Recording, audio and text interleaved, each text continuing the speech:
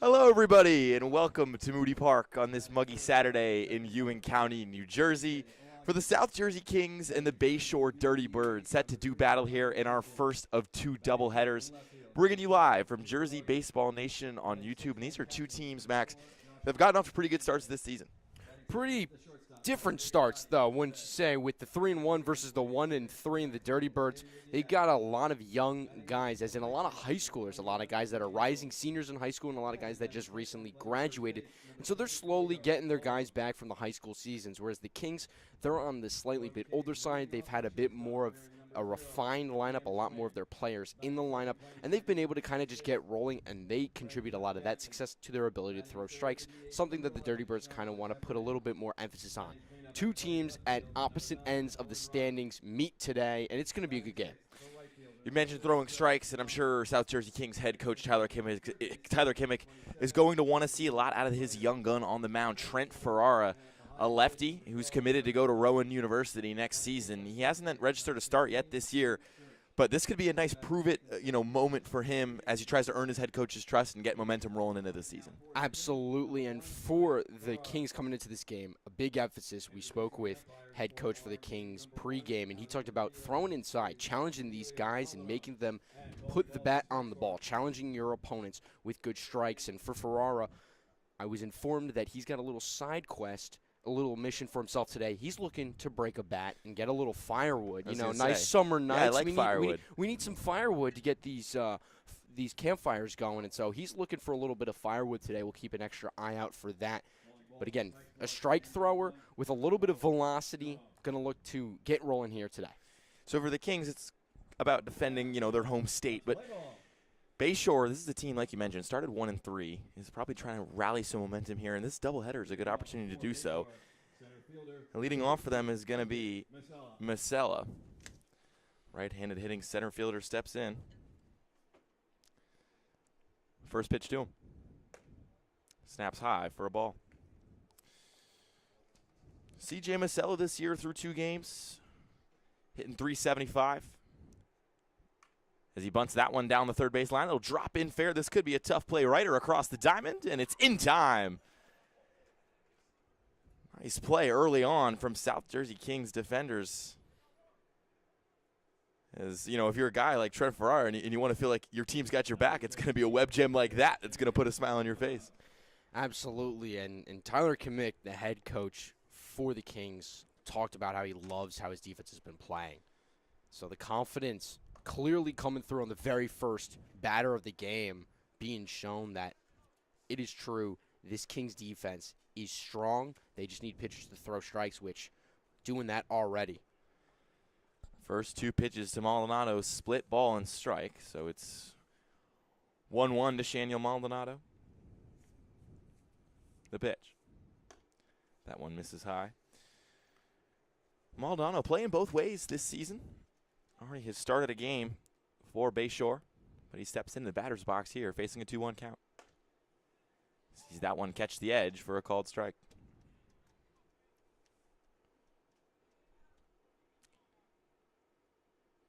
Two. One's popped foul, tailing into the parking lot, and hopefully out of the way of a parked car. I don't see any cars parked over there wisely here at Moody Park. I want to stay away from there. A lot of foul balls travel over. I believe that every car is parked on the grass behind us, so they should all be safe. 2-2. Swing and a liner up the middle. This will get down for a base hit. As Maldonado is aboard. And with 1 away, the Bayshore Dirty Birds have a runner on first. That was a clean, crisp single up the middle. I don't think he could have hit that straighter right back at Ferrara and the pitcher. Base runner now and an opportunity for the Birds to strike first. It's going to come down to who can play the cleanest game, but also who's going to be able to get on the board first and hold that lead. First pitch to E. Logan. Fouled back. The common consensus from all the coaching staff seems to be that they have a lot more confidence in their pitchers, so long as they throw strikes, than they really do in their offense, especially with a lot of these guys using the metal bats, having to transition to wood. The expectation is the offense with hits isn't going to be there necessarily early in the season. So there is a greater emphasis from both coaches and all coaches in this league on pitching and the execution defensively. So that's why the first run is so important. We see a lot of teams who score first end up winning the game. 1-1 D-Log. This one's tailing the opposite way. This could drop in fair, but no, it'll travel over the fence foul. Getting on his horse a little bit over there was Ciabona. Probably got a little bit worried that might have caught him off guard. You mentioned the importance of scoring first. In a league that can be as unpredictable and with a park that can, have some bad bounces in the grass, can really lead to some chaos late in games, establishing that early advantage is paramount because it kind of gives you a lot more room for error, especially late in games. And we saw the last South Jersey Kings outing. They looked dead to rights before just walk, and all of a sudden they came out on top in their last outing. 1-2. Chopped foul. Yeah, 6 walks and a hit batter led to their comeback rally. But again, that's why throwing strikes is so important, is because, again, the ability to get hits versus getting base runners because of the walk or the hit batter has proven to kind of be the way that this season is going. A lot of teams getting a lot of offensive output because of the walks and the hit batters versus their ability to simply just get hits. And that's why the Kings' game plan today is to throw strikes and challenge these hitters. Is that was a beautiful Charlie horse, a breaking ball, kind of corkscrewing right back into the zone and clipping the outer part of the plate. That was a dazzling delight to watch. Yeah, when you come into a start saying you want to break some bats, guys are probably expecting some high heat, but that time he dropped the curveball in and retired the second batter of the frame. So 2 gone and 1 on as Ferrara digs in against Simpson. Checks the runner, kicks and fires. Fastball high, 1-0. Ryder Simpson threw 4 games for the Dirty Birds, 13 at-bats. He's got 2 home runs. So he is hitting the ball hard as he pops that one up. Tailing foul. It might whack into the roof of our building. Nope, sounds like it avoided us. There are some times, though, where that thing, big chunk. And I believe our lovely PA announcer, Jeff, even caught a foul ball last year. I think that happened at one point. It dropped right in. So you got to stay on your P's and Q's here in the box. The 1-1. Looked like he might have tried that curveball again, but couldn't spin it the right way. He missed outside. No, that one was just a spinner, and that's going to happen sometimes, especially early in the game, trying to settle in. And Ferrara, a high school grad, recent grad this past Thursday, so still settling back into the groove of things. 2-1 fastball catches the inside corner. So it's 2s across the board for Ferrara as he aims to get at his first frame as a South Jersey King. 2 balls, 2 strikes, 2 outs. Simpson stares him down. Ferrara kicks and fires. Swing and a miss. He got him. Not a lot of firewood, but a lot of fans for Ferrara in the first inning. Strikes out a pair, allows just 1 base runner, and will turn to the Kings' bats to see if they can open the scoring in the bottom of the first after this.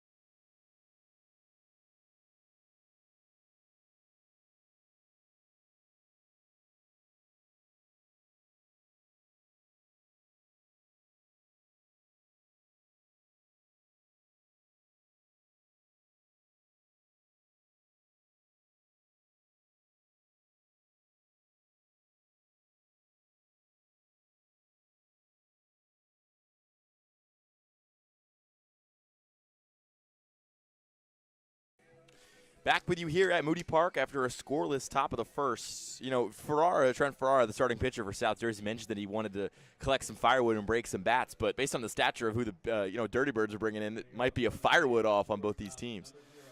The starting pitcher, Maldonado, is ginormous. Our most recent report stated he was around 6'4", 200, way over 200. I think he's a bit bigger than that. This guy is huge, and he throws heat. And the first one sizzles right past. That'll be an 0-1 count off of a fastball. Not a guy you want to meet in the A-gap, Maldonado. Through 3 innings in his first start of the season, allowed just 1 earned run. Walked 4 and struck out 3. The 0-1.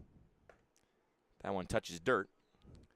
So Schwinn will take a step back and tap his helmet as he readjusts with the count even. But again, the big thing there, walked 4 in 3 innings, which means he's averaging over a walk per inning. So if you're the Kings, it means you might want to be a little patient and pick and choose your pitches right, as that one.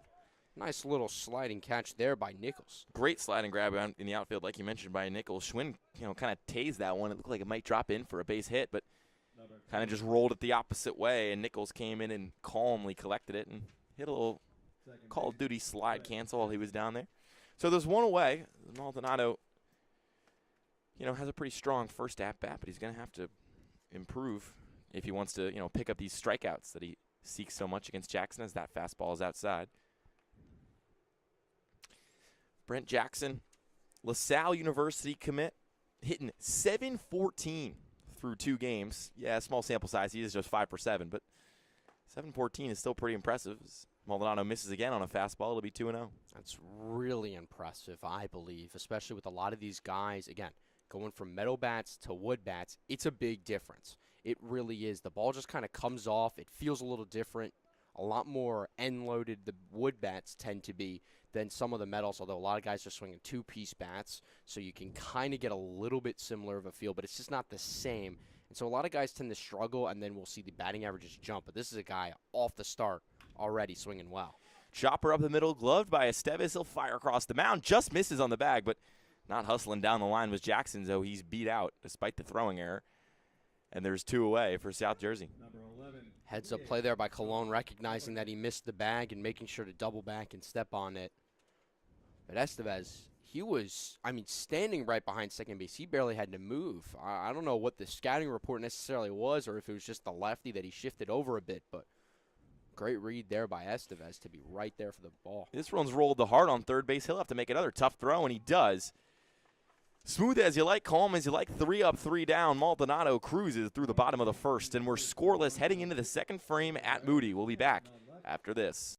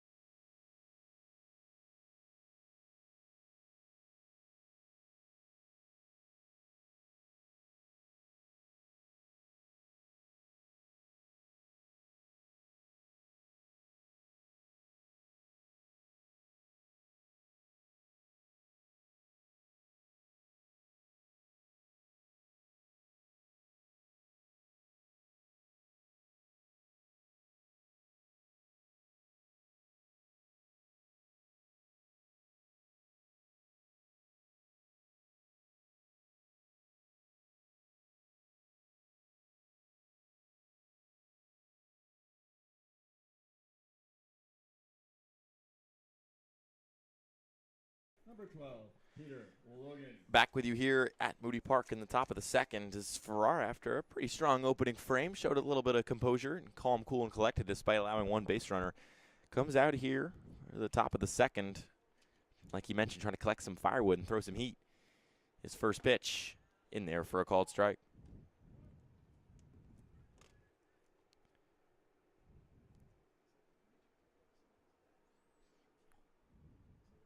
0-1. That's that curveball we saw earlier, but he just misses the top of the zone. He's got a lot of vertical movement on that thing. It definitely does. Just hung it up a little bit. Let it pop out of the hand a little too soon. 1-1. Tried to blow that one by him, but just behind it. But kind of mixing and matching. Down with the fastball. Then with the curveball, left it up a little bit. But then back down and in with the fastball. Trying to use his pitches to play off of each other. 1-2 to Logan. That curveball is slapped up the middle. This could be a base hit. A tough dive in the dirt. Can he make the throw? He can. What a play by Jackson over there at second base. A pair of web gems in both innings for these South Jersey defenders. And there's one gone. Number 4, the catcher, Joshua Hernandez. This Kings defense can play. And if you're a pitcher, that just gives you so much confidence because now you have no reason to not throw strikes. Because you know that if the ball's put in play, you got a defense to make the play behind you. And if they swing and miss or they just take it, it's a strike, and you're one step closer to that K. So either way, they're really the only incentive to not throw a strike is if you're up like 0-2, you don't want to, you want to get a whiff pitch or something like that. But otherwise, Ferrara's going to be pumping strikes as 1-1 the count. Misses the first pitch on Hernandez, but gets a foul tip on the second. Josh Hernandez, Mercer County Community College. Just like a lot of guys who play in the ECCBL. 1-1 to him. That one's inside, almost tagged him. But he ducked out of the way.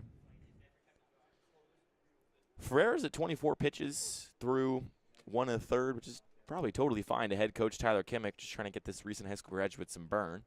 As that fastball's in there for a called strike. Yeah, Kimmick said earlier, looking to get 4 innings, 3 to 4 innings out of his starter, and then he's going to flip it over to Emmerich. So that's the game plan coming in today, and we'll see how well. So far, seems to be working pretty well. He misses low on the 2-2 fastball, though, and that'll juice the count with 1 away. Ferrera and Hernandez. That one's lined up the middle. Ferrera ducks out of the way, and it'll be another base hit. Second one up the middle of the game. And, that's back-to-back hard-hit balls up the middle of the field. He had a line single in the first inning that was basically in the exact same spot, just a little bit higher. Does that tell you anything about how he's throwing, how pitchers are seeing things, or is that just how they're directing the ball? It can definitely kind of note, too, how the hitters are seeing it. It seems like they're kind of reading the fastball a little bit better, as it's been the fastball that they've been able to piece up, either that or the hung curve. So he's got to make sure with this curveball that he's getting it down in the zone, because that's what they're kind of getting on. That's what Logan got on up the middle, and that one was just kind of a fastball with a little too much of the plate. So got to stick to the edges, pound inside the zone. It seems like he's got some sort of a two-seamer, so maybe try to work that in a little bit more. But also, these Dirty Bird hitters are reading his pitches out of the hand well. It's just now, can all the guys on the team make that sort of contact? It's a pair of whiffs there from Estevez, who had a great throw across the diamond earlier in this one. Some nice defense being played by both teams, but a 1-2 count faces Estevez with 1 away and a runner on first. Ferrera kicks and fires. Curveball got him on the inside corner. Third strikeout of the game for Ferrera. And there's 2 gone with a runner on first.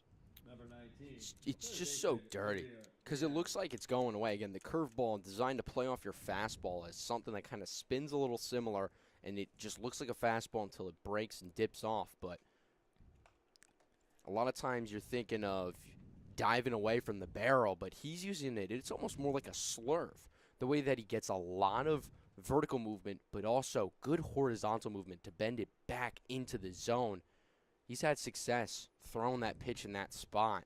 Dirty Bird's got to make an adjustment and understand that it's coming, especially when they've got 2 strikes against them. A 1 fastball in the dirt.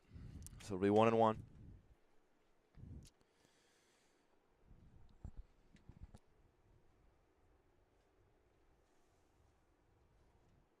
The pitch. This one's tased up the middle, but it's hanging pretty high. Myers will get under it and make the catch. So the side is retired. No runs, 1 hit, 1 man left. Ferreira picks up strikeout number 3, and the scoreboard still reads 0 for the Bayshore Dirty Birds. Kings trying to answer first in the bottom of the second. We'll be back with you after this.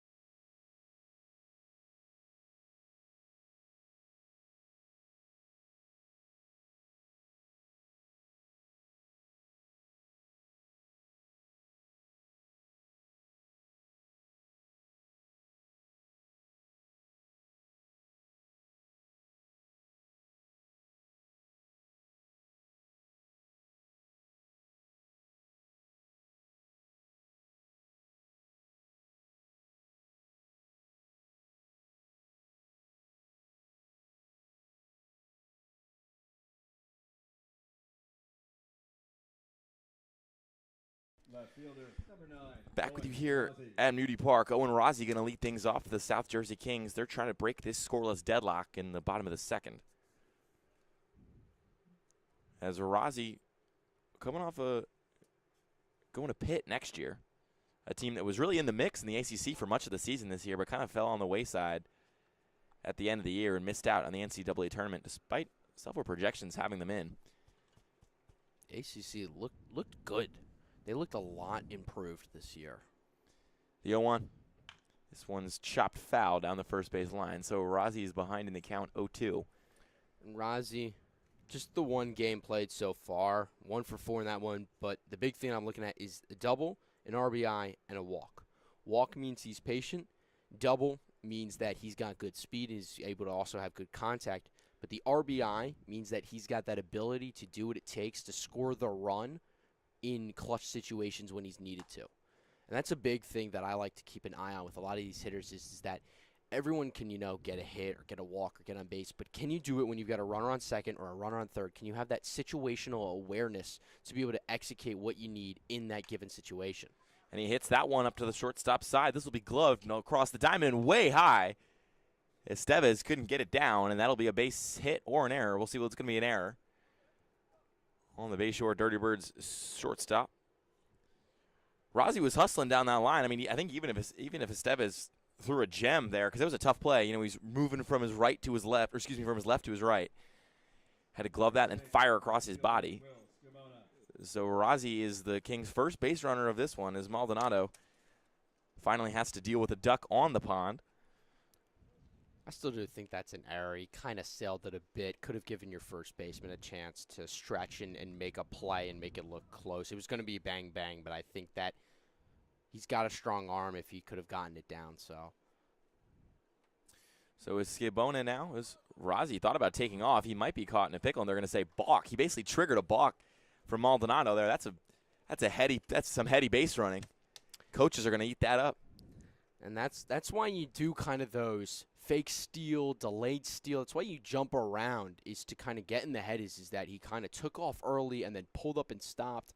And the Dirty Birds players wisely said step off, trying to get him to, get off thinking that the runner was going early, but kind of panicked a little. And that's something as a pitcher, you've got to stay level-headed, and you've got to be able to listen, hear what everyone's telling you, but not flinch and overreact to kind of the multitude of signals that your brain is kind of telling you to react to.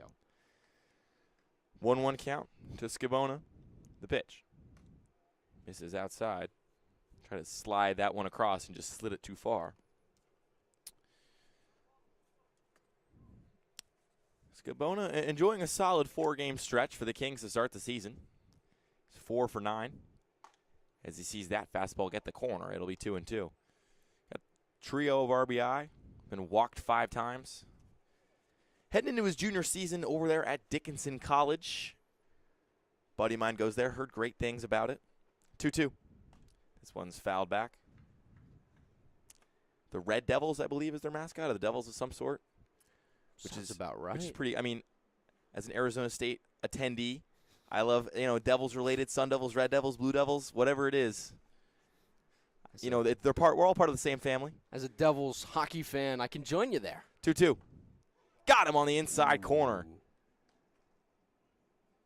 Scabona not happy with that, but not a lot he could do.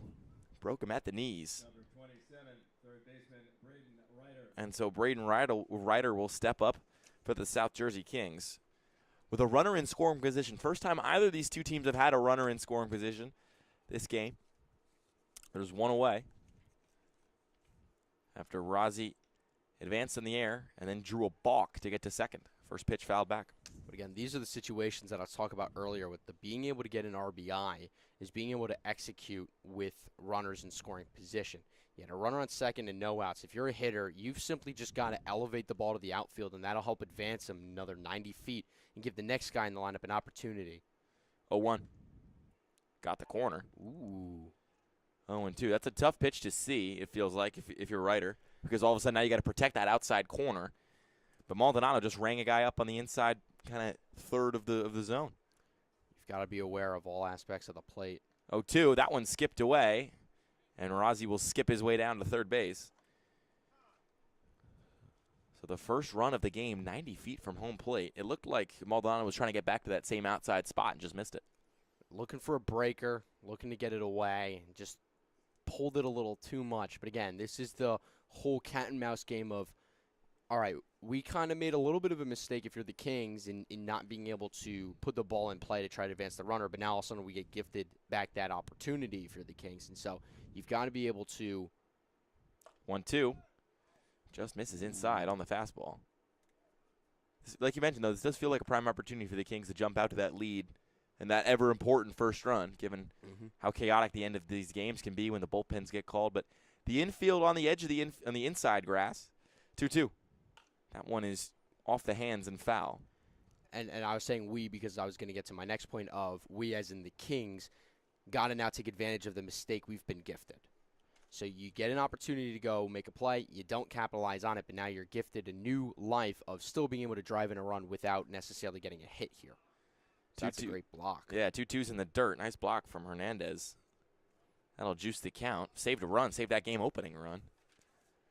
With Rozzi 90 feet away. Ryder's got 1 RBI this season. He's hitting just 200 in 4 games. But he's drawn 4 walks. The 3-2 on the way. Swing and a miss. Maldonado got him. Gonna say foul tip. Ooh, but all is fair in love and war as the second batter of the inning is retired. And the Kings' ability to take advantage of this runner in scoring position now comes down to Clark, who has not gotten a hit yet this season. But what a chance it would be. What a time it would be to get your first hit of the season. A big-time opportunity. You're just looking to put a ball in play for Clark. First pitch to him. Misses on the outside. Maldonado wanted that, you can tell. But he didn't get it. Facing Griffin Clark, Babson College. 0 for 7, but he's walked 4 times, taking advantage of pitches outside of the zone. 1-0. Saw that one high and saw that one in for a strike. Got a couple of walks, but then you've got a guy behind him in search who also doesn't have a hit. So this is kind of the spot, if you're Maldonado, that you wanted to get to, especially with guys in scoring position. 1-1 misses inside. So Clark has a slight lead in this count battle. I also just want to note Hernandez behind the plate. What a display of flexibility on that one. One knee bent, other one fully stretched out. Wish I was flexible like that. I think we'll all go to a gymnastics class or something. We'll get right. Yoga. I'm bringing everybody here. I'll take you guys out. I'm the returner. I'm the unk. So it'll be my treat. 2-2. Swing and a foul ball. Shaking the camera, but not knocking it off its pedestal. Last year we had to deal a lot with the camera getting whacked around. I had to climb out there and fix it. So nice job. We did a good job today this morning, making sure that thing was secure. And, of course, now that I say that, there's going to be a foul ball that goes right off of it. 2-2. Swing and a liner. This could get into the outfield, and it does. What a time to have your first hit. Griffin Clark, he knocks in the first run of the game, and the South Jersey Kings are on the board. They get to Maldonado, and it's 1-0 South Jersey after Griffin Clark's first hit of the summer. Now you get that little hypothetical monkey off your back in an essence of, all right, finally got that first hit. Now I can relax and not have to worry, because all these guys, they don't want to put pressure on themselves, but just that feeling of searching for that first hit just adds a little bit of pressure as Search is searching for his as well. So that, like you mentioned, will bring up Search, another hitless member of the South Jersey Kings lineup. 0-for-6, but he's got an RBI, thanks, in fact, to the part that he got hit by a pitch with the bases loaded. But he flies that one high into center field right at Masella. He probably didn't even have to move, and he makes the catch. The side is retired. 1 run, 1 hit, and error, and the Kings jump out to a 1-0 lead in the bottom of the second. It looks like we will, in fact, have Ferreira again in the third in accordance with Tyler Kimmick's plan. And we'll be back with you after this.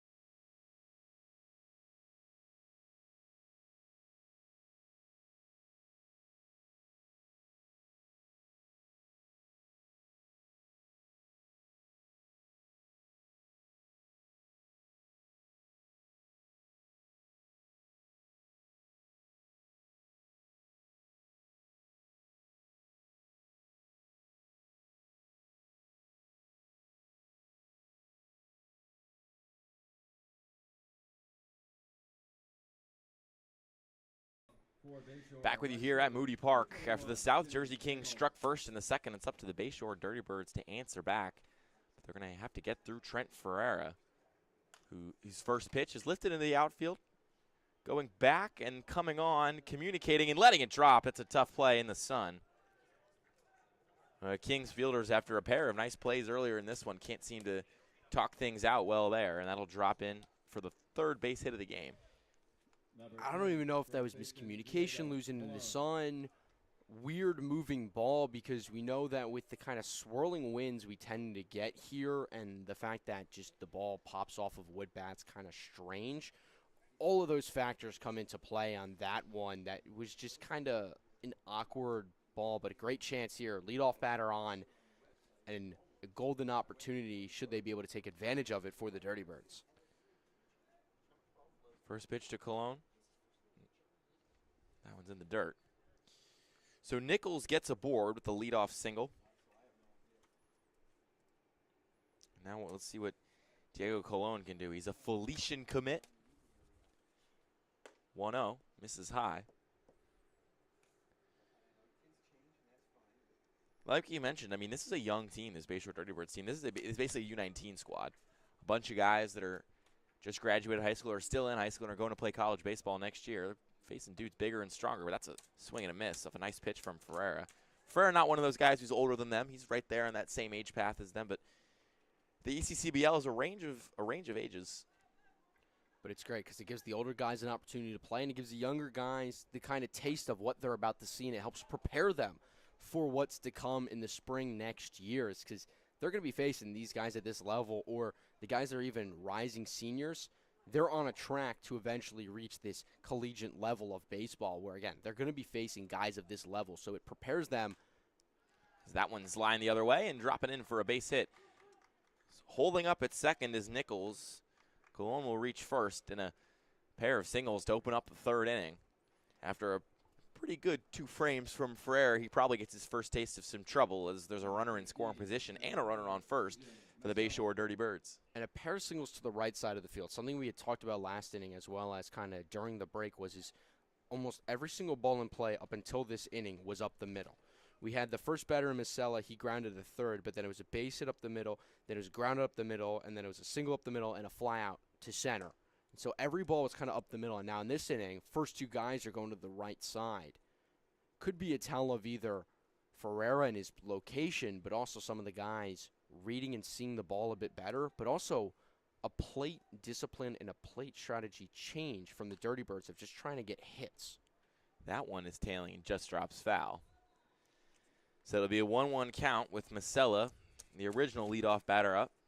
Masella was late on that swing, but the first 2 guys looked like they were trying to go away with it. So either it's because Ferreira was giving them that outside pitch, or they were just an adjustment in trying to get on base and start up a rally. Either way, they've got 2 on and a real big opportunity to tack on some runs. 1-1 misses outside. So it'll be 2-1 facing Masella. Heading to Gordon College next year.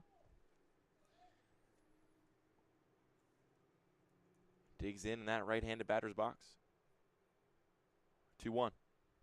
That one's chopped up the middle, and it'll get into the outfield for another base hit. Rounding third and immediately putting the brakes on is Nichols. It looked like he wanted it, but his third base coach held him up. So that'll load the bases. Honestly, I think Nichols had a chance just because Rozzi fumbled that ball in left field, but couldn't see what was going on behind him. And now loaded bases and no outs with Maldonado up. Well, Rozzi seemed like he was sizing that up, and he was in a perfect position to field it off of his front foot and fire it in. And so knowing that he's got a strong arm, it was a wise decision to initially hold up the runner. Of course, in hindsight, you know that he bobbles and probably could have scored there. But with no outs, and now you're 2-hitter up, you've got 2, 3, 4 coming up to the plate. In hindsight, we'll see what it ends up becoming, but for now, it's not a terrible decision. That one's fouled back, so Ferreira jumps out to an 0-2 lead in the count against Maldonado, who's 1 for 1. Had a hit in the first frame, a liner up the middle. And that another reason why holding up your runner at third may be just a simply fine decision, because you've got confidence in your guys to get hits and to be able to put the ball in play and to score him anyways. Ferreira tried that curveball. That's been his out pitch so far. He's got a couple of Ks on that. He has a swinging one and a looking one, but he missed. So it's 1-2 with the bases juiced. Pitch on the way. Swing and a foul ball. Kind of ended up in front of the plate, but looked foul. And that was the call. Thought it had hit home plate, but maybe that thump was just contacting with the batter. Not exactly sure what it was, or it could have been right behind home plate, but Ump's got a lot better view of that play than we do, certainly behind him. So 1-2. This one's tased, and it'll be a base hit. Coming in to score is Nichols. Colon will hold at third, and it's a tie game after the Dirty Birds. A single parade for the visiting team. They're up to 6 hits on the game here in the third frame, and an almost poignant alarm bell sounds beyond center field. Probably couldn't script better timing than that. Feels like we're playing MLB The Show. You know, you can program in your custom sound effects for when you get a hit and when you score a run, and I think that might be the Dirty Birds' run scored little signal there. There's going to be a powwow here on the mound. The entire infield is in. Just talking things over and trying to throw this report behind Ferreira. Well, you're talking through strategy. You got bases loaded. How do you want to play this? Do you want to bring the guys in? Are we bringing them in? Are we in at the corners? And we're looking for a double play ball because we've got no outs. So we're talking through strategy and pitch selection because, of course, you don't want to have guys in different spots and then all of a sudden, he's throwing something outside or inside or what have you. So it's figuring out, all right, how are we going to approach this next batter with pitch selection? And it's also figuring out how we're going to kind of have the fielders. So they're in at first, and I presume probably in at third, and they're going to keep the corners deep looking for a double play ball. So hard hit or hit to first or third, it's coming home up the middle, which we've seen in the first 2 innings. You can anticipate that they're going to try to roll it and get the 2 quick outs. First pitch to Logan, that one just high. It almost looked like he changed his arm slot on that pitch. He kind of threw it more sidearm than he usually does. Maybe the meeting with the coach said, hey, buddy, try this. But he missed high, so it's 1-0. Here's the next one. That one's fouled back, 1-1. Looks like he's almost trying to throw harder, and that's why his arm slot's dropping. You've got to be careful of that. So now the ump's going to... I'm talking to him about maybe keeping his feet on the rubber or brushing things off. I think he's just killing time. Not exactly sure what happened. Trying to get a new baseball in, it appears. Maybe the home plate ump got hit by that foul tip I didn't see. And so the fielding ump killing time a bit. 1-1. Ferris pitch. Misses high. Maldonado, Masella, and Colon on the bags, first, second, and third. It's been 4 straight singles for the Bayshore Dirty Birds. Here's the 2-1. That one's a swing and a miss. Got him crossed up on the inside. So a 2-2 count for Ferreira, who's at 52 pitches through just 2 frames. Even though we're in the top of the third, he's got no outs. 1-1 ball game. Bases juiced. Ferreira's pitch. Way outside, and a nice catch by Clark. He had to really extend to get that one. Great saved job. a run. Yeah, great job by Clark keeping that in front of him. Absolutely saved a run. Ferreira immediately going to the mouth. A lot of guys do that. Get a little lick on the ball. 3-2. Missed high, and he walked in a run. Ferreira struggling with that control here in the third inning. He's giving him hittable pitches, then he's just throwing things completely out of the zone. And the Bayshore Dirty Birds take the lead after Logan walked. That walk might be a result of the hits. He might be a little anxious, trying to stay away on the outer part of the plate, and then you start missing a little bit. You try locating too much, and now you're missing. First pitch to Simpson's outside. Now, you want to aim small, miss small, but you don't want to aim too small because that's when you can kind of lose control because there's a lot of things going on to get you to throw in such a pinpoint location. 1-0. That one's popped up. This could be a bailout. Taking off his mask, trailing back is Clark. And the ball rattles harmlessly into the parking lot. So it trails over the fence and out of play. And the Kings can't pick up a cheap out in foul territory. Would have been a big out if they could have gotten it. At this point, any out is a big out in this inning. Base is still loaded, still no outs, and 2 runs already in. 1-1 to Simpson on the way. Swing and a chopper. This could be 2. Gloved by Schwinn. He'll flip to second for 1, and there was a bobble with the ball by Jackson. So they'll only get a runner at second. They won't get Simpson at first, even though he looked basically dead to rights. And Masella came home to score. So it's a fielder's choice and an extension of their already 1-run lead. It's now a 3-1 game for the Dirty Birds.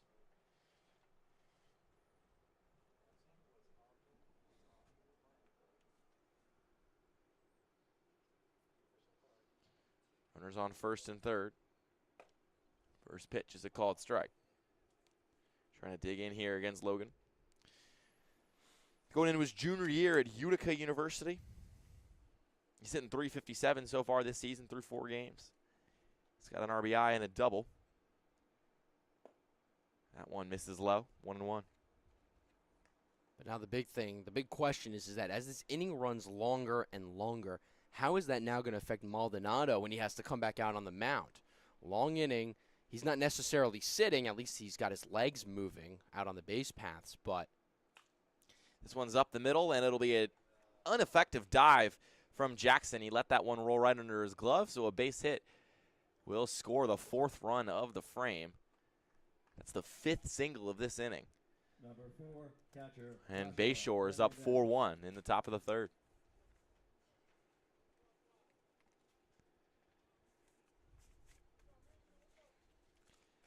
Kind of feels like when you're playing summer ball, when you're in a park like Moody where the fences are already pretty far back to begin with, you're using a wood bat.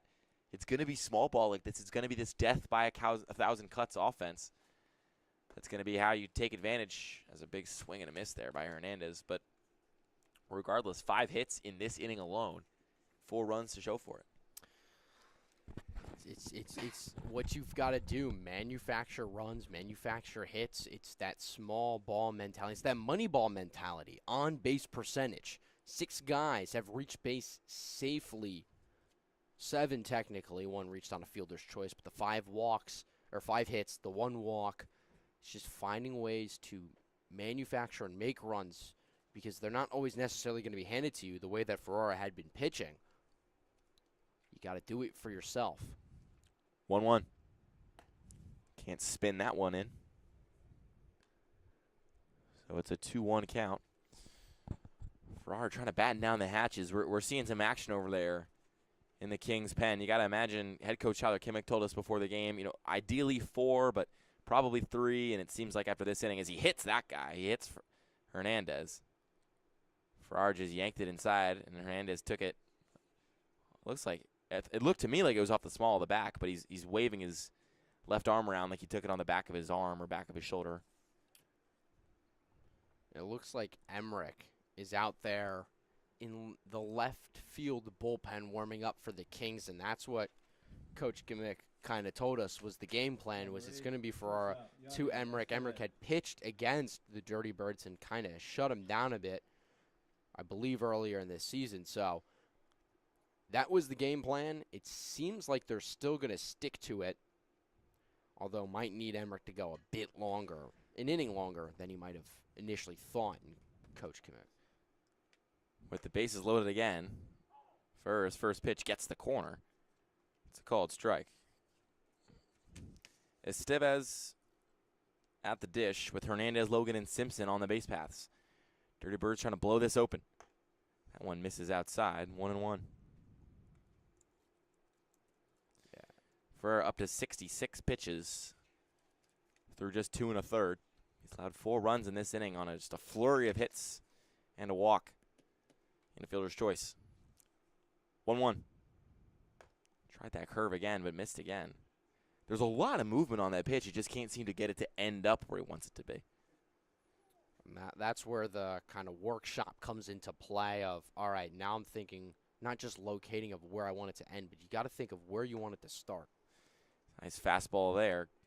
Blew it right by Estevez, so it'll be a 2-2 count. This could be a huge strikeout to pick up because with a force at any base, you'd love to have 2 outs on the board and not risk a ball in play. You never know what you're going to get on these ground balls in Moody. 2-2. That one's in the dirt, so it'll juice the count. And it's an important pitch coming up for Trent Ferrara. Lefty out of Winona, New Jersey. In his ECCBL debut, just graduated high school. 3-2. Missed way upstairs. And that'll bring in another run. As we're going to get a meeting of the minds here between Clark and Ferrara on the mound. You get the sense this is probably, I mean, this is definitely Ferrara's last inning. Does he finish the inning is even the question at this point. It's all about locating to get through it. If he can get through it, he's probably got a leash of another batter or 2. You want to let him figure it out. It's still early in the season. And you've got the confidence, if you're Coach Kimmick, in your offense to be able to turn around. But the big thing for Ferrara is that as he comes out now, so that will be it. Yeah, that'll do it. Did give him a couple of batters to figure it out. But for Ferrara to finish the day, the nice thing is that his pitch is moved. The curveball has consistent movement. And so because of that, you know how much it's going to move. Now it's about thinking, all right, where do I need to start this for it to land where I want it? So for him moving forward, it's going to be about location of just thinking about where he needs to start his pitches. But again, it wasn't really command. Command got awry, but I don't think it was because, he lost control. I think it was rather he was nervous of getting hit so much. All the singles kind of got into his head, I believe, is what kind of happened, and that's when he started getting it right because he had no walks up until the hit parade started. So at the end of the day, a solid outing for Ferreira. Didn't end the way he would have liked, but there's a lot of promise and shown potential that he's got moving forward through the season. 2 1/3 for Ferreira, 7 hits, 5 earned runs, 2 walks, and 3 strikeouts. As it'll be Aiden Emmerich, sophomore from Sacred Heart University, warming things up. We'll take you to a quick break and we'll be right back with the end of the top of the third. Well, assuming the end of the top of the third, assuming Emmerich can get 2 outs after this.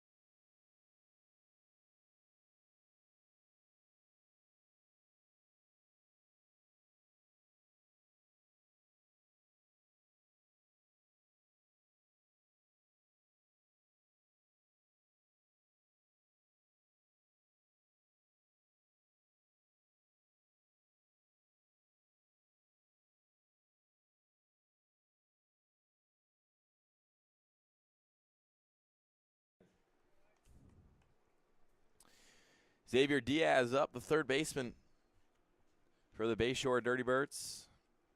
Trying to continue this hit parade as he comes in to face Aiden Emmerich, who just came out of the pen. Try to put out this fire. His 5 runs off of a flurry of hits and walks gave Bayshore a 4-run lead in the top of the third. But Emmerich, like we mentioned, Sacred Heart University, as he evens the count up with a ball 1-1. And could be an asset for Coach Kimmick and company moving forward. This was part of the plan. It was his plan to come in probably just a little bit earlier than Kimmick might have wanted.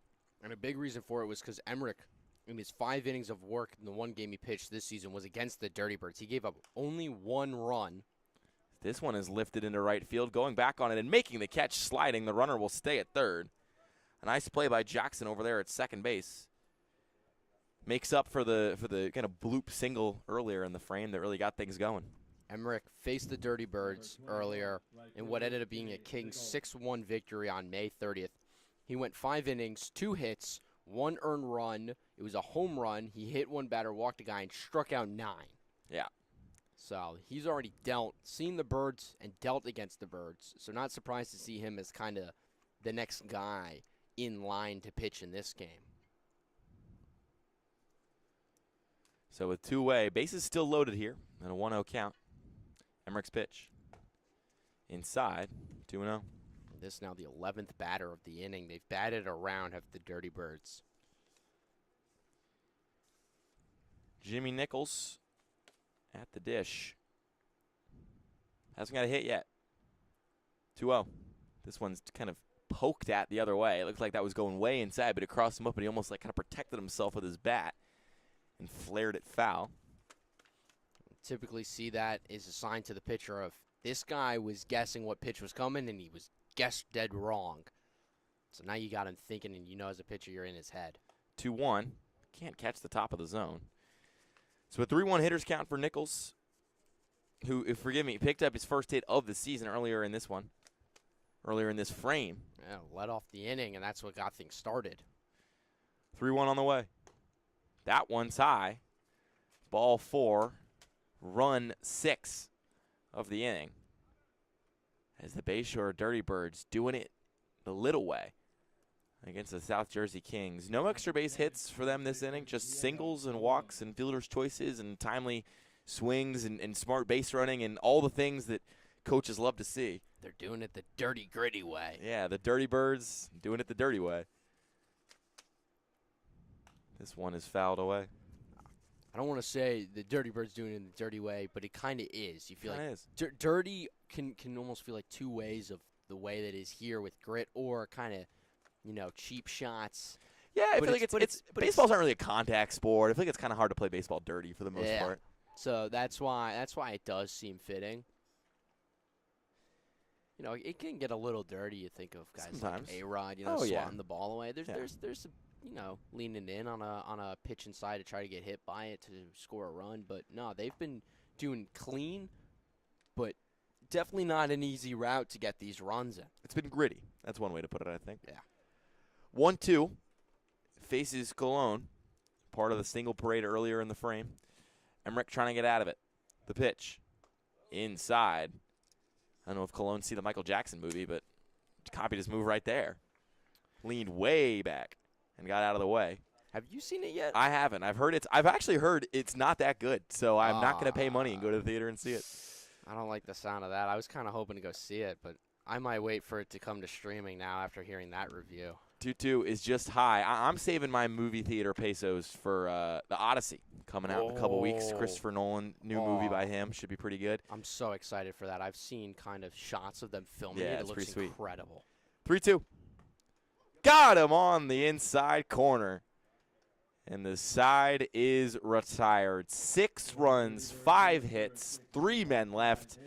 The Dirty Birds start rolling with some momentum. They're up 6-1 as we go to the bottom of the third here at Moody.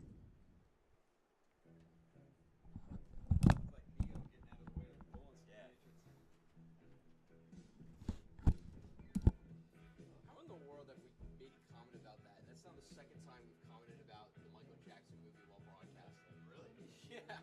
Not today, but just like in the last week or so. You guys ever watch Ted Lasso? I've seen like a little bit of it. Really? Absolutely. I don't have Apple. I gotta find One of my favorite shows of all time. I've gotta find a pirate site to watch it. I don't have Apple TV. Really?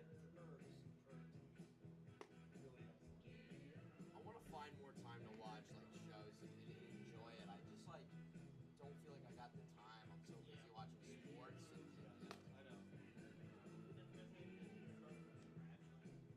yeah, it's like in school and it's like, all right, now it's the spring and I've got it's the fall. I've got to study up on soccer. It's the winter. I've got to study up on basketball. It's the spring. I've got to study up on lacrosse. It's like, but I want to start enjoying. I've got such a long list of like shows and documentaries I want to see. It's just like it's never ending. It feels like that never ending list of chores that you gotta do. My wife puts me in a couple hours early to bed. Sports on. My go-to though, if I just want background noise and I'm like punching my phone, is Big Bang Theory. Oh my God, it's the best. I love Big Bang Theory. Back here at Moody Park after a marathon top of the third frame. You mentioned it when we were, 20 minutes deep. But Maldonado, he was out on the base paths, but he didn't really get to move his arms a lot during that long inning. Could you see that impact his pitching at all? Absolutely. It's throwing you out of your rhythm. As a pitcher, you've got a rhythm, a kind of system of moving. And so now he's got to kind of reset, readjust. And it could reach a point of almost feeling like you're starting fresh and from scratch. At the very least, you do feel a bit rested, but you could also sometimes go out there feeling a little sluggish, that lactic acid building up in your legs and in your body. And so it's going to take a little time to kind of get back in the groove, as it's 1-1 the count, but that first pitch and the second one both kind of bit off the plate outside. So Maldonado's going to definitely need to take some time to settle back in this. So if you're the Kings, you've got to, again, be patient and smart with pitch selection of what pitch you're swinging at. Don't go up there. This isn't the time to go up there trying to hack and swing at the first pitch, because the first pitch isn't necessarily going to be the best one, and neither maybe will be the second, but if you work your count, Maldonado's going to settle in and start throwing more strikes, and that's when the time's going to be to kind of attack him. As if you're the first couple of hitters in the lineup. As we get later into the lineup, maybe in this inning potentially, then you might want to switch your mindset back to attacking early. That one is rolled over to first base and just foul.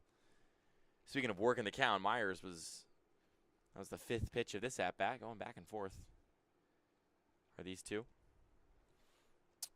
And that's always the ground balls. I can understand over at third, you want it to roll foul. It's a tricky play. But as a first baseman, with the bag right there, I always wonder why they don't just head-on attack and charge it. Maybe you got a late jump or something.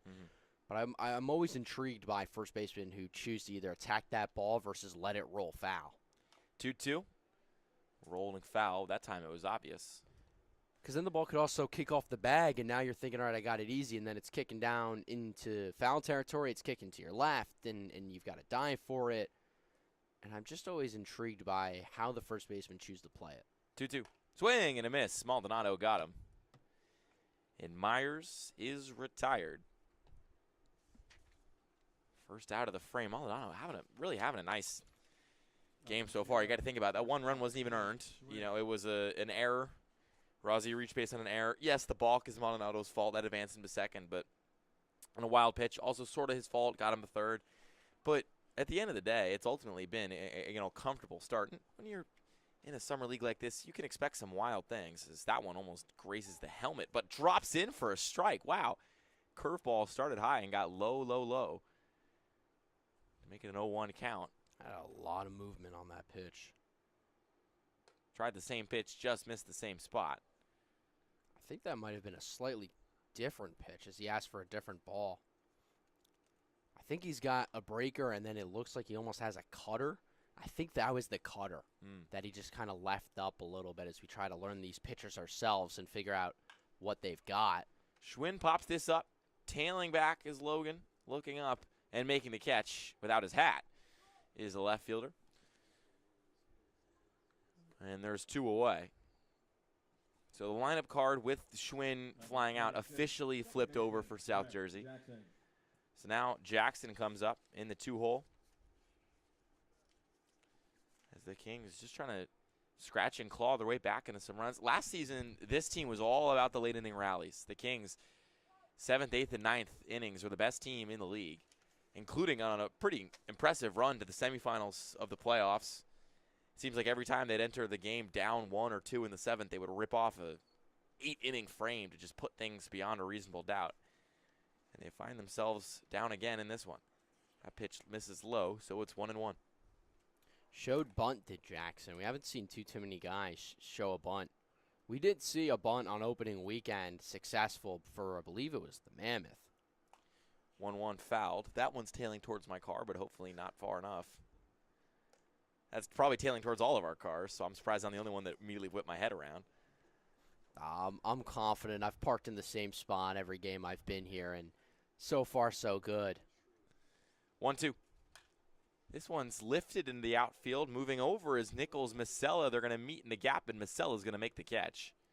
Lots of air under that one, and Maldonado, you talking about having a long break. Hey, looks like he's been throwing all day, cruising through the third. 3 up, 3 down. The Kings still trying to make some sort of noise to come back, but it's 7-1 Dirty Birds. And we'll be back with you in the 4th after this.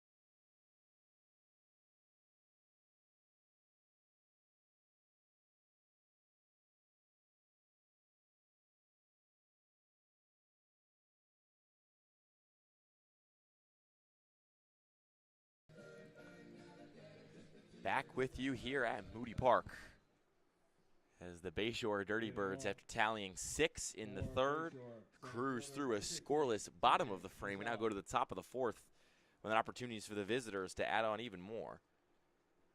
That'll be against the best efforts of Aiden Emmerich, who entered last inning and conceded a run, but ultimately mitigated the damage given the bases were juiced when he entered. His first pitch of the fourth on the way. Ball high. And of course, Masella now to lead things off, back to the top of the order. Masella 1 for 2, grounded out to third and then singled, and that little hit parade that the Dirty Birds got going. So looking to get back on base, and something we haven't really seen that we've heard a lot of coaches across other teams talk about is the speed. We haven't really seen the Dirty Birds on the base paths use a lot of speed. As that one drops in, Masella's second hit of the day, up and over the glove of Jackson and just shallow in center field. So now I look to see is Masella going to try to take off for second base and try to manufacture some more runs as the Dirty Birds like to extend this lead?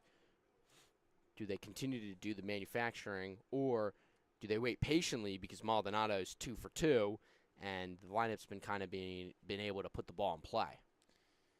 So Masella is aboard twice, and he'll take off, going from first to second. The throw down, not in time. So that's a stolen base for Masella, and all of a sudden you blink, and there's a runner in scoring position for the Dirty Birds.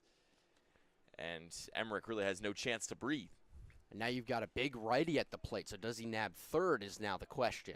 Took second quite easily, displayed his speed. Does he go for 3? 0-1 to Maldonado. Fouled the opposite way.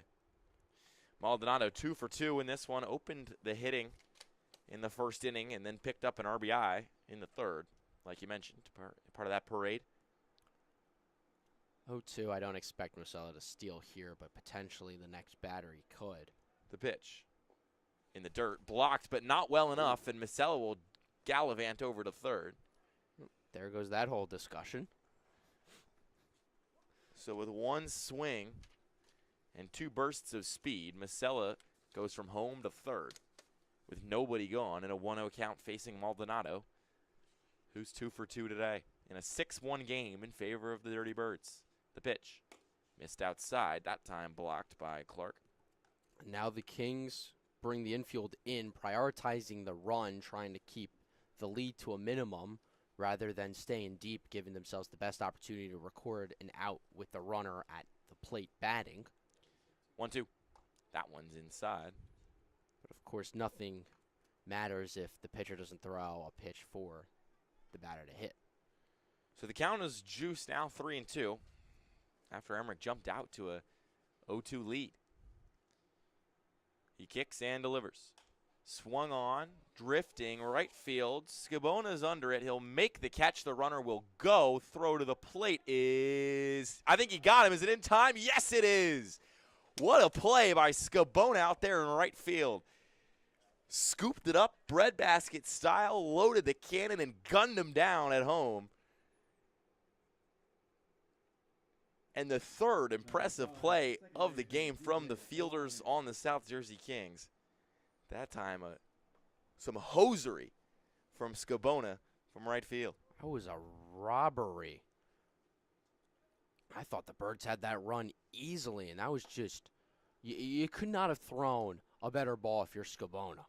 Right through, right on the money, exactly where it had to be. And now if you're the Kings, you're thinking, let's get this out and let's get up to the plate and get something going. Back-to-back strikes. Back-to-back whiffs. Humming. You're starting to feel like that was a huge momentum-shifting play from Scabona, but Emmerich needs one more pitch to get out of the frame. He stares down Elogan. The 0-2. Got him on the corner. South Jersey navigates some early troubles in the fourth, thanks in large part to an incredible throw by Scabona.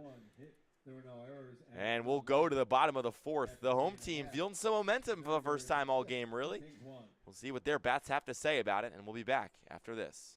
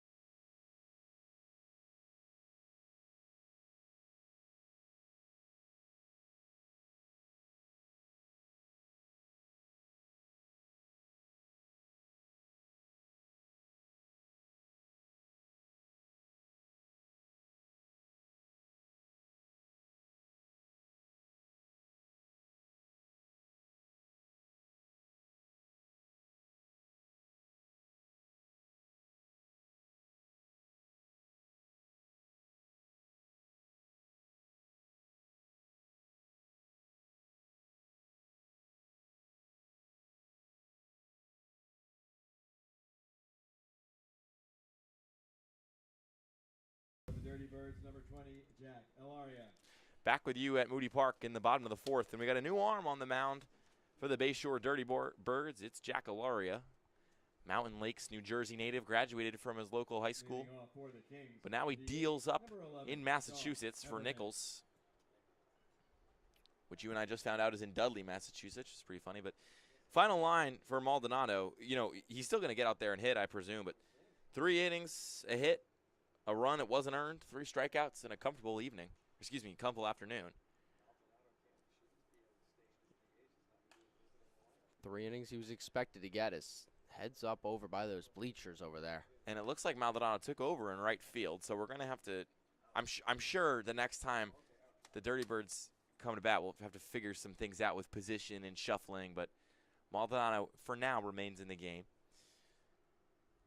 Second pitch from Elaria is lined right to the second baseman, but up and over his glove. Nice piece from Heffernan, who tries to turn it into a double after a bobble in right field. On defensive change for Bayshore, now out in right field is number 16. I thought Elaria had that.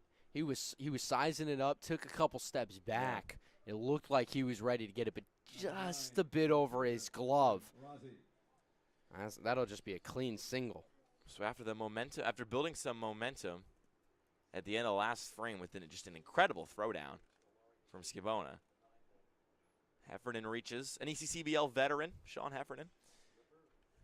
And up comes Owen Rossi, who represents the only run of the game for South Jersey. He reached on an error, advances second on a balk, third on a wild pitch as he takes that one for a called strike, and then came home. But it's 0-1 to him. Elaria stares down the runner. Kicks and delivers. Misses low. He's got a quick release, Elaria. Doesn't really like bring his leg very high. Just kind of like sticks it out, fires away. Can imagine that might be harder to time up for a lot of hitters, but also might not be conducive to a lot of power. 1-1. Can't catch the corner. 2-1. Well, especially coming from Maldonado, who had that more of a charging up kind of motion where he was a lot slower with his leg kick. It's going to throw off the timing, and that's the kind of game within the game that the coaches can get to play. 2-1. This one's hit high and hard into right field. Going back is Maldonado. He's going to look up and not get there. It's off the wall. Going from second to third as Heffernan. Rossi will hit the brakes at second base. And it looked like a bad jump from Maldonado contributed to that, but that would have been a tough ball to get to anyway. And Owen Rossi showing why he's an ACC commit. That ball was smoked. That ball had right field fence written all over it, and just a little bit more wind out there, it could have gone. Absolutely, that ball had the exit velo. It had all the measurables, the exit velo, the exit launch angle. It just didn't have the wind in his favor as it's blowing from right to left. And now, flag blowing in. So first pitch to Scibona, who had that incredible throw to end the last inning, is low. I mean, and guys are going to talk about it. I'm sure they're going to blame the bats, but there is a reality of wood bat, big park. If that's a metal bat, that thing's probably gone. He got a really nice swing on it. And metal bat for teams, it's going to there's no doubt that thing's into the pen with a metal bat. But teams are going to have to find ways to be creative with the equipment they have. 1-0. That one's chopped foul, evens the count. But an opportunity here for South Jersey to really start rolling some momentum with runners on second and third. I think that but they trail 6-1. Sorry to cut you off, but I think Hernandez got clipped by that foul tip. He looked to be in a little pain. Gives a thumbs up as the takes a slow trot out to the pitcher's mound to kind of yap with the pitcher, and that's the kind of camaraderie that these guys give to each other. Hernandez has been blocking the balls and protecting the home plate ump, and so I'm seeing that he's going to need a second and gives it to him. So sorry to cut you off, but that's just a little insight to what's happening here. Hernandez seems to be good, but that got his catching arm, maybe the shoulder a little bit. So as Hernandez, recollects himself, umpire takes a visit to the dugout too. No pitch clock, none of that. No, but hickory dickory wizardry things. Even- This even- is old-fashioned baseball, man. Wood bats, big parks, no clock, no bags. Shift. You can shift however you want. But even with a pitch clock, it would not be running here. Catcher got hit, going to give him some time to reset. But now we're back and running with a 1-1 count and a real opportunity for the Kings to start chipping away to this deficit. You got to start somehow, and you got to start piece by piece. Alaria's pitch. Got the corner. So it's 1-2. That's a tough pitch to see right now, I think, if you're Scabona. Got to protect the inside of the plate, but we've seen that outside right corner has been a danger zone for hitters on both teams. We'll see how he shifts his approach. 1-2, runners on second and third. Alaria comes set and delivers. Chopped foul off the chest protector of Hernandez.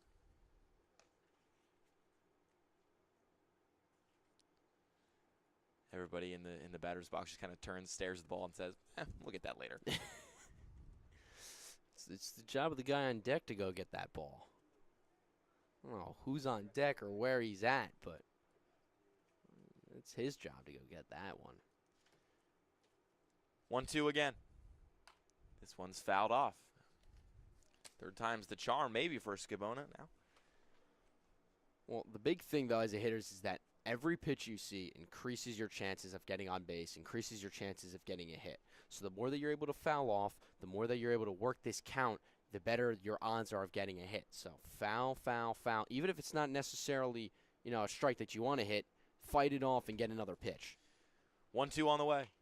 This one is fouled again. He's fouling things back. He's fouling things right. He's fouling things left. He's clearly shortening up and staying on top of things. Well, that and also he's going with where the pitch is. The last one now is in and down, so he's going with it. The one before it was on the outer half of the plate, you're going with it. And that's the sign of somebody who's looking to just get the barrel on the ball, make contact, and put it in play. He's not trying to do too much, but simply just get a hit because he understands what a hit would mean for the Kings in this point of the game. Runners on second and third. 6-1 game in favor of Bayshore. That one is inside. Looked like he just missed that spot, so it'll even the count at 2. That's a good miss. That's where you want to miss. You want to miss down, you want to miss in or off the plate. South Jersey Kings trying to dig back some runs here. Heffernan on third, Rozzi on second. Scabona in the box, the 2-2. That one's grounded over to third. Could be a tough play. The ground ate it up. And Heffernan will score. Rozzi stays at second, and that is the first Moody hop of the summer. Took a weird chop off the dirt and just thudded off the glove of Hart at third. And it's a 6-2 game in favor of Bayshore, but not despite the efforts of this South Jersey offense to really build some momentum here. There's nobody gone, and they've got runners on first and second.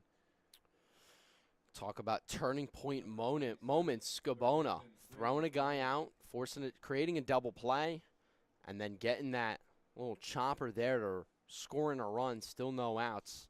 This could be a turning point. First pitch to Ryder is swung on and missed. Ryder's 0 for 1 today. But this would be an opportunity to build some of that offensive momentum. Jefferson University sophomore. They've got some nice fields. I've noticed that right by where I went to high school in Philly, 0-1. That one is chopped foul. Used to be Philadelphia University, Jefferson University. They used to be a sweet maroon and silver. One of the best color combos in my opinion. It was really cool, and they just rebranded Jefferson Rams now. It's kind of boring. They're light blue and gold. Whatever. It's fine. A little nostalgia there. Yeah, just a little bit. I got in my feels for a second, but I'm staying present. 0-2 count faces Ryder as Alaria, he gave up these base runners early in the frame, but he's not in a terrible spot here. 16 pitches in, double play ball gets him right back on track, but that wouldn't. He grazes the back elbow of Ryder. He threw the ball basically behind the right-handed hitter as he pops his smile, seemingly knowing that wasn't on purpose or anything. He just let go of the ball. So bases loaded. Max, South Jersey Kings, they're building some momentum here, 6-2. They're chipping away. They understand what it takes. They've had a comeback where they've been able to bounce back, and they know what it takes to come back from these seemingly what feels like an insurmountable deficit, the way that this game had started where they can't get anything going. It took an error and then an error and an error to get a guy in scoring position to then get the one hit to score the run. And it's just kind of now finding a way, getting your legs under your feet and getting the gears moving in the right direction. So the bases are loaded for Clark, who's 1 for 1. He takes the first pitch inside. Picked up his first hit of the summer earlier in this one. It was the RBI that scored Rozzi. So talk about another big spot for him to be in. Griffin Clark, the catcher, stares down Ilaria on the mound. The 1-0. Swung through. 1-1.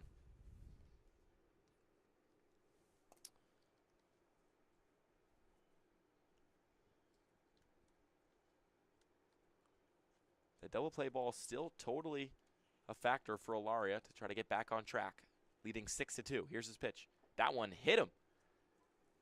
Ilaria misses twice in a row, and it looks like Hernandez got a piece of that too, or maybe he's just sad that the pitch hit the batter, but based on the fact he was lying face down in the dirt there for a second, I think he got grazed by that as well. And based on the area he's grabbing, I'm starting to feel really bad for him and what just happened. Yeah, that is. You don't see that often. You don't see it often, but unfortunately, woof. Unfortunately, I can actually personally say that's happened to me. That is a tough. It is the worst feeling in the world when it ricochets off a guy. Yep. And catches you right there, and wow. Coach just pats him on the shoulder. Coach, that's not going to help. That does not make the pain go away. There's nothing he can do. He's going to call balls and strikes about an octave higher than he was before. But he's staying in the game. You know, the catchers, they gotta take a beating back there. He's staying in the game, but another run scored in all the hubbub. But you can tell he's feeling a little bit back there. A run scores, you've got 2 in the inning, and still the bases loaded, and you're in the same situation with no outs as the Dirty Birds were when they started up their rally in what turned from 2 to then 4 more and 6 total runs. And this is the chance you have to capitalize. You got to know if you're the Kings, all right, how can I just get the next guy in the lineup up to the plate? It's as simple as that. You don't need a necessary emphasis on a base hit. It could be a walk, a hit, by a pitch, or it could simply just be a sac fly. You're looking to, at the very least, advance the runners and get that guy home, but also get the next guy on the team and in the lineup up to the box. 0-1. Foul back. So after Ilaria misses twice, he basically throws 2 soft-ish curveballs into the zone, but Search can't capitalize, fouls them both back, but he still faces an opportunity to pick up his first hit of the summer, just like his teammate right before him. With the bases loaded and the Kings trailing by 3. No balls, no 2 strikes and no outs. Here's the pitch. That one is popped up, staying in the infield, waving people off. Everybody's coming in, but just 2 steps off the rubber is all Ilaria needs to haul that one in and get the first out. And an infield fly is kind of a momentum killer. Infield fly wouldn't have mattered. Infield fly rule in effect when you've got runners on first, second, or first, second, and third and less than 2 outs. The infield fly rule comes into effect where basically ball's in the air, umps call it, batter's out no matter what, and then the pitcher or whoever's the fielder can let it drop. It doesn't matter. The batter is out. So that's what happened there, but, of course, making the catch anyways. So this will bring up Myers. And he'll see the first pitch way outside for a ball. Nice snare by Hernandez. And Myers struck out swinging last time up, looking for his first hit of the day. This is an opportunity to not just do that, but the mindset's got to be drive one here. Put it in the outfield. Outfielders are pretty deep. Maldonado's looking real deep out and right. 1-0. This one's rolled over to first. Glove turning to second for 1, but it's right past the second baseman. That'll go into the outfield. 2 runs will score. And the South Jersey Kings cut this down to a 1-run deficit after a fielding error. Looks like Colon couldn't deliver it to Estevez, who had come over to cover from short. And that's just I feel like questionable decisions on all fronts there. If Colon could have just taken that out at first. Yeah, I was following the ball. I didn't see how quickly the runner was scoring in Scabona, but I would have you're either thinking I'm coming home or I'm stepping on the bag on a ball that is to your left and towards first base. If it's to your right and towards second base, that's where you go with it. But typically, as a first baseman, you don't want to also have to completely spin and flip your hips around, too. You've got to get a lot of body parts in motion in order to figure out a way to get that ball over. So that plus you've got a runner in the base paths, and you've got to throw around him to another guy who's got to catch it. Really questionable decision. So Myers advances on that steal with a runner on third. There was no throw. So an 0-2 count faces Schwinn, the leadoff batter. He'll take that one outside, giving it to 1-1 count facing Schwinn.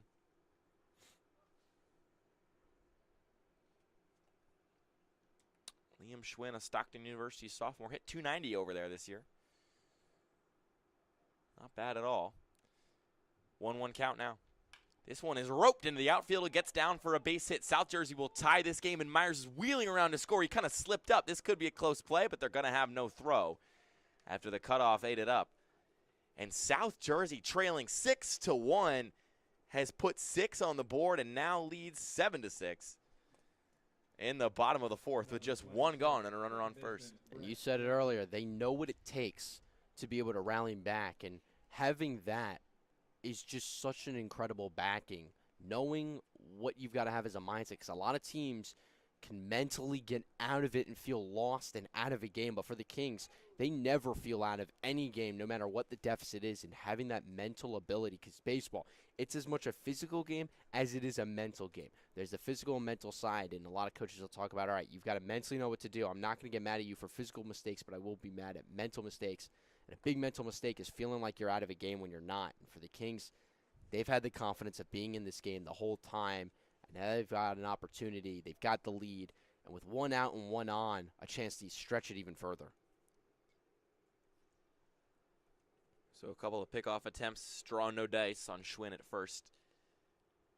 So it's a 1-0 count with Ilaria staring down Jackson. He'll try again. That one just got gobbled up in the dirt. I mean, you can understand the aversion to ignoring Schwinn on the base path. He's got 3 steals already this season, but he had 27 with Stockton in the spring. And there he goes. He takes off, swung in a foul ball. Jackson dropped to a knee and then tapped himself on said knee and clearly was mad at himself for that decision, because I think Schwinn was there with time to make and eat a sandwich before the throw got down. About home plate umpire, though, I think he wore that off of his shoulder, but immediately just goes to a flex, signifying that he's going to be perfectly fine. Great to see that he's okay.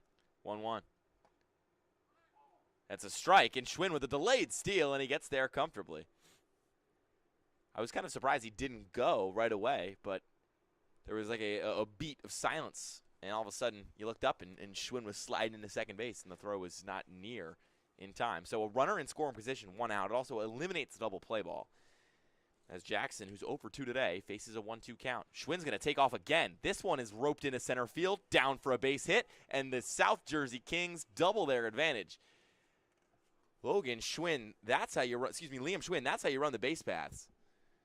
Steals second, was gonna steal third with plenty of time, and a hit and run executed to perfection, as South Jersey leads 8-6 with a runner on first. They've got 3 less hits, but also 3 less errors, and that's been the difference today. Number 11, the DH, Sean Heffernan.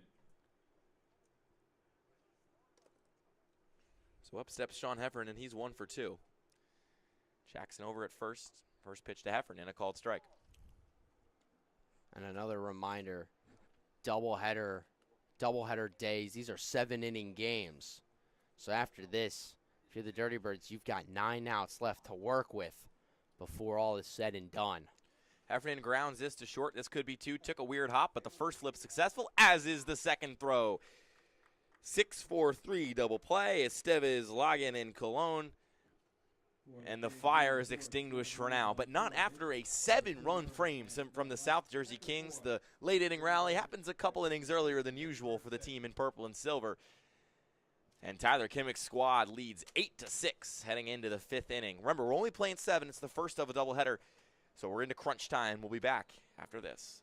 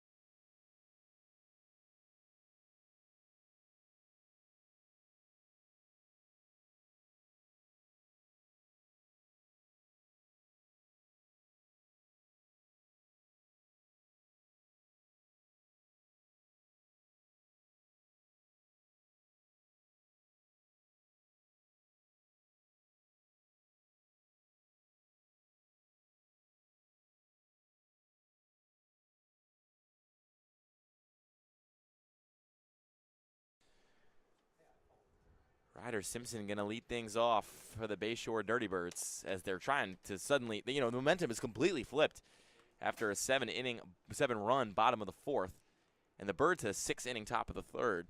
So this is two teams that are just trading big punches right now here at Moody. Big hacks at each other. It's all about, you talk about different aspects of the game and winning all aspects. Well, the biggest one is who's going to win the big inning. This one is chopped to short. Could be a tough play. Snared, fired, and completed. A great play over there by Schwinn. You can see the dust flying up every time the ball kicks the dirt. It's a dry field out there today, despite the humid weather.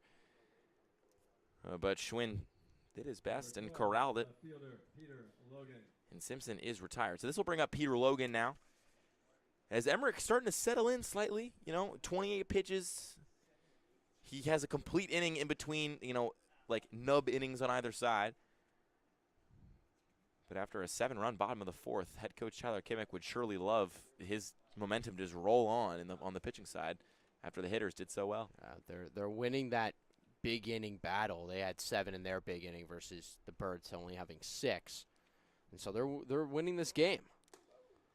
They're winning this game. And although they have less hits, they have less errors. I believe the walks and hit by a pitch are relatively similar or close enough to call it similar. So at the end of the day, though, it's just a cleaner game defensively, and Coach Tyler Kimmick knew that coming into this game, that his defense is just a bit more sound than a lot of other teams are. And so because of that factor, and because of the factor that he knows what his pitching can do, he has the confidence to go out and roll with his guys and knows that they're going to be able to make plays, and they have. 2-1 count. Facing Logan. Here's the pitch. This one is tapped up the middle. A nice play. Snaring it was Emmerich, but he dropped it. But he'll throw over to first and get the runner in time. And there's the firewood. Yeah. It wasn't Ferrer that was able to get it. But sure enough, a broken bat by a Bayshore hitter makes the South Jersey Kings pregame assertion that they will have some firewood ring true. And not surprising, it was the slightly harder throwing Emmerich that was able to get it. It does take a little bit of velocity, as well as you also got to find the right batter. Some of these guys rocking that bomb bat that just doesn't break. So Hernandez steps in. He's 1 for 1 as the first pitch is upstairs. Had a single back during that hit parade and got hit by a pitch in the inning after. 100 on-base percentage. Perfect guy if you're a Moneyball fan. But he's got hit by a pitch. He's got hit by a foul tip, hit by a deflection. He's taking a beating back there behind the plate. So, if anything, I wouldn't be surprised if you just use this at-bat as a chance to breathe. He's already heading the count 2-0. As Emmerich comes set and delivers. That one's fouled and, fair, and a snaring catch by Search. Makes the play at first, and blink and you miss it. The Kings are through the top of the fifth after tallying 7 in the bottom of the fourth. They will turn it over to their bats and try to capitalize on this momentum they have really accrued in these last couple of frames. It's 8-6 in favor of South Jersey. We're here at Moody Park, and we'll be right back after this.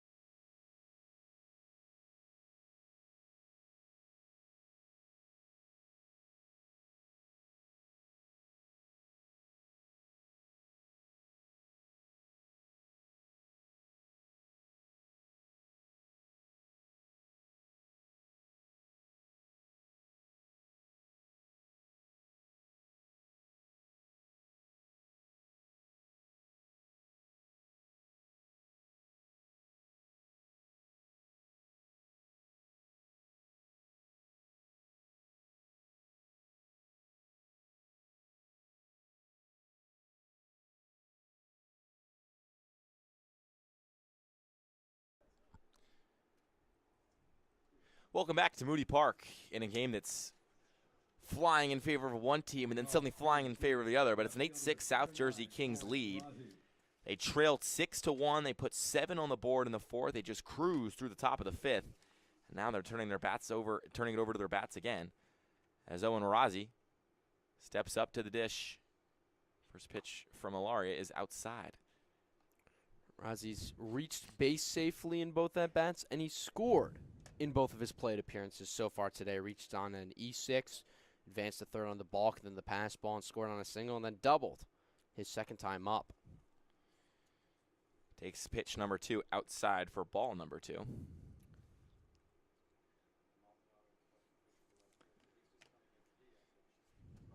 As Razi, like we mentioned, heading to Pitt in the fall. It's a pretty good offer to get. 2-0 in the dirt, 3-0.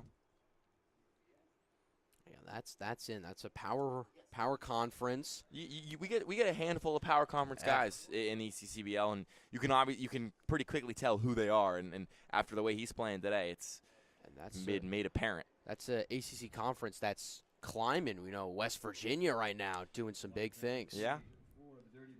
I think they're ACC. Still, they're in the Big 12. They're in the Big 12. Excuse me. They had to they cleaned the floor with my Arizona State Sun Devils a couple times this season, but I'm getting mixed up because of the rivalry. So yeah, they still play them. They still play them. They play them every year. It's called the Backyard Brawl, which is just a phenomenal name for a rivalry. Gorgeous. 3-2 count faces Razi. He was ahead 3-1 and then just took that one in for a called strike. He's probably got to swing his bat here. 3-2 on the way. And he does, and he chops it foul. Kind of bounces it off at his ankle. He takes a hop. Caught something as he takes a quick second, and those always just seem to sting the most. Or the foul tips right into you, and the ankles are just kind of like a sensitive part of the body. It's like another funny bone that you've got. Mm-hmm. And so it's just a funky feeling as a batter. See all the guys. It's almost just like stunning. It's not necessarily pain. It's just kind of like a jump scare that you weren't expecting to see. 3-2 again. This one's popped up. Will it stay in the yard? It will not. And waxed into the pavement. Not a car. Big win for all of us who parked back there. So we'll do this full count thing a third time between Ilaria and Razi. Ilaria at 40 pitches. 41 pitches, excuse me. We hear that siren. Could it be a sign of a run scoring again? 42nd on the way. This one's hit high, but not that hard. He got under it. Coming in is Maldonado. Racing in is Maldonado, and it dropped in. He got a bad read on that. Took 2 steps back and did not make it in time. Second baseman, Yelagin, did not see it very well either. He probably could have gotten back and gotten there with no problem, but I thought I heard Maldonado calling for it. I could have been wrong. It's just that another strange play. Really peculiar. Base hit there. Now Scabona, who struck out looking and then reached on an error by the third baseman that really got that rally going for the Kings. First pitch to him is in the dirt. I mean, we talked about it. 8 runs for South Jersey, 6 runs for Bayshore. But it's been 6 hits for South Jersey to 8 runs for Bayshore, including the hit that just happened. So the key statistic really has been those errors, has been that fielding communication. And while that hit isn't going to go down as an error, that still was an avoidable mistake. As taking off is Razi, there will be no throw as the pitch misses outside. And it's been those small ball things that have really caught up to Bayshore and all those mental lapses they've had. And Coach Kimmick talked about that pregame of when we asked him, what's it going to take to win today? Got to play baseball. Got to play the game. Got to play it clean and in the best way possible. And a lot of coaches recognize and understand that. It's because with these wood bats, the guys aren't going to be able to drive the ball and get as much pop as they typically can. A lot of infield plays, and it's going to come down to can the pitchers throw strikes and can the fielders field their position at a high level. 3-0 count against Scabona. Pitch. Got him on the inside. Right at the top of the zone. I think that's clipping. Not going to want to check ABS, I don't think, on that one. No helmet taps here. We don't have it here, but even if we did, I think that would stand. It was borderline, but a strike that you're going to get. That one's lifted into center. Macella's under it. He'll make the catch. Rozzi will kind of hezzy his tag attempt, but will just trot back to second base and stay in scoring position. So there's one away. Number 27, third baseman Braden Ryder. Braden Ryder will step up for the South Jersey Kings as they just try to pile on here and add on as much as they can to their advantage after an impressive 7-run bottom of the fourth. And they really benefited from one big error in that frame, but a lot of it was just nice at-bats, nice pieces of hitting. First pitch is rolled over to third and foul in the direction of Adrian Rodriguez, who's made a defensive substitution. Taken over at third for Alex Hart.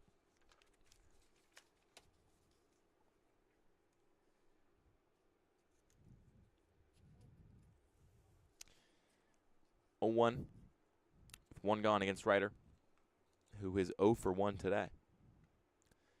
The pitch. Curveball called strike.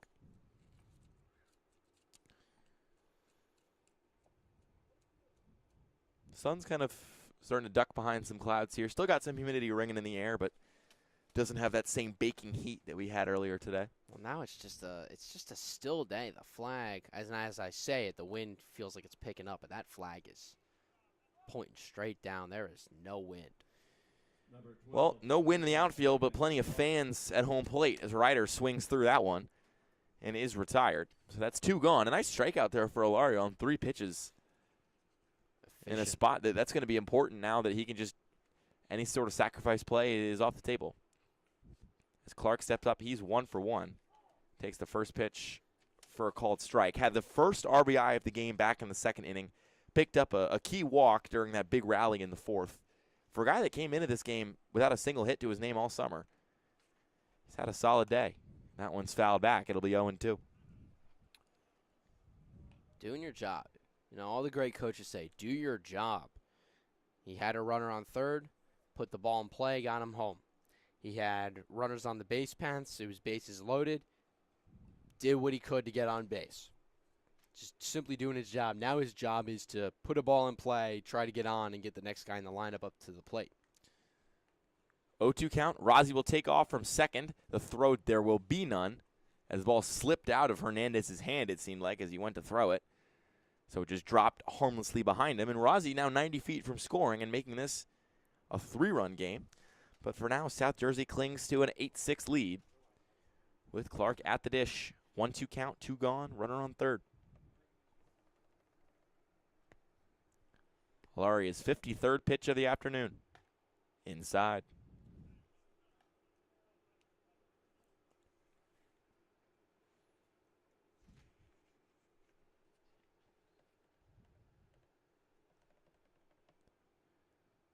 Two balls, 2 strikes, 2 outs, runner on third. South Jersey trying to add to their lead. The pitch chopped over to third. This will be a tough play for Hernandez. Gloves it and fires it, and it's in time across the diamond. And the side is retired. No runs, 1 hit, 1 man left on third. And we'll turn it back to South Jersey's pitching staff as it aims to solidify its 2-run lead heading into the 6th. Again, we're only playing 7, so 6 outs is what Bayshore has to play with if they want to come back, despite leading 6-1 at one point during this game. We'll be back with you after this on Jersey Baseball Nation.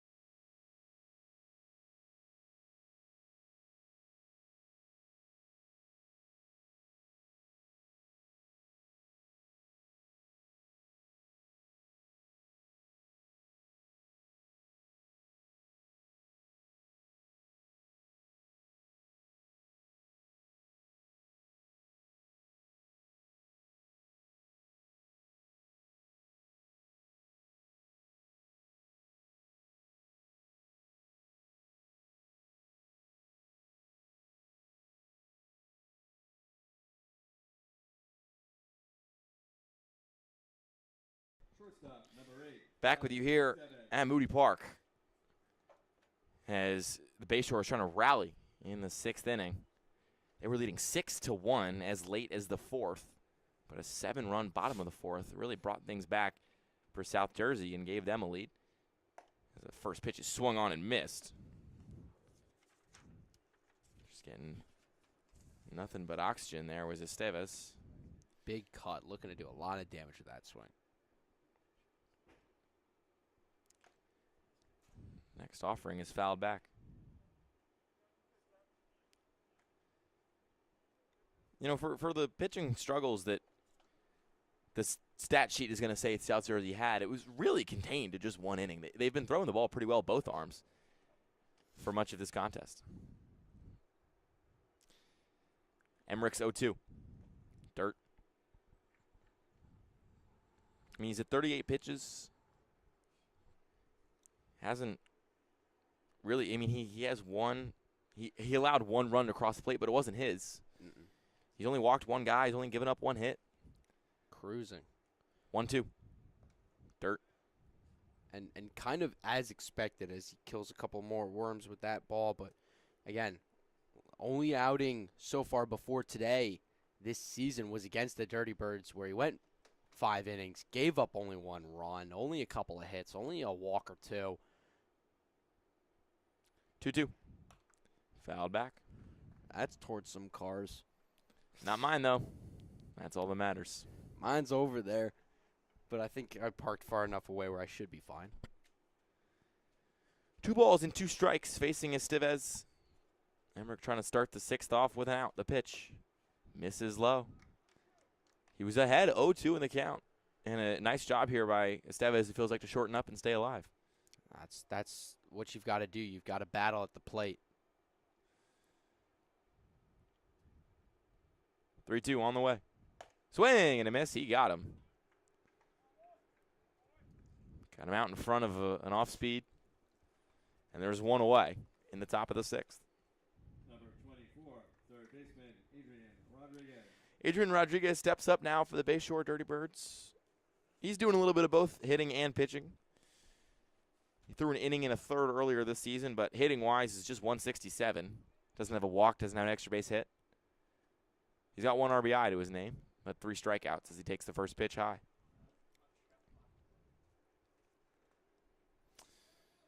I mean, here's good math for you. If he's got 6 at-bats and he's hitting 167, my intuition tells me he's 1 for 6. Swing and a miss on that one, except they're going to say he actually tipped it. But it doesn't matter. 1-1 count. How's that for some quick math? 1 for 6. And the turn it back at us. Don't worry, I pointed back at him. I said that was my bad. He tipped it. 1-1. Inside. I made the Michael Jackson joke already. I'm not going to do it again. But getting up on his toes and leaning back there was Rodriguez. How about Matrix? Neo, yeah, the Matrix out of the good. way. Yeah. There we go. We got a different reference there to kind of describe the death-defying stunts of leaning back without losing your balance and having great control. No, that's okay. Sorry about that. Still talking about the Knicks. 2-1 count. Facing Rodriguez after 2 balls and a foul tip. The pitch. Misses high. 3-1.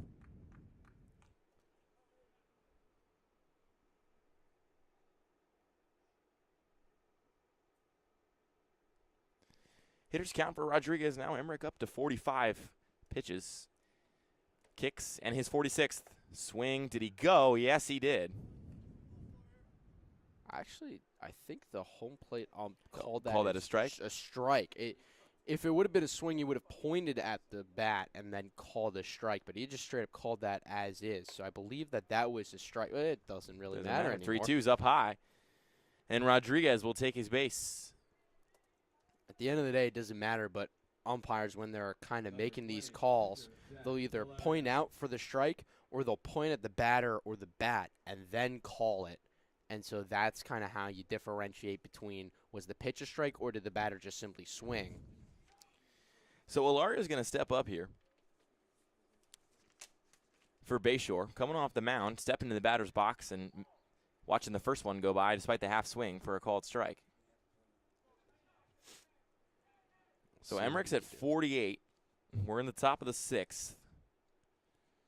See if South Jersey only uses 2 pitchers today. They got somebody rolling out in the bullpen. Swing and a miss. That one got crossed up inside. Nice pitch by Emmerich. Yeah, someone stretching out there, but with the doubleheader and going to need some arms to kind of carry out. I know it's just 7 in this inning, or in this game, excuse me, but you've got a whole nother 7 to play. You want to save your arms and wings for the next one. 0-2.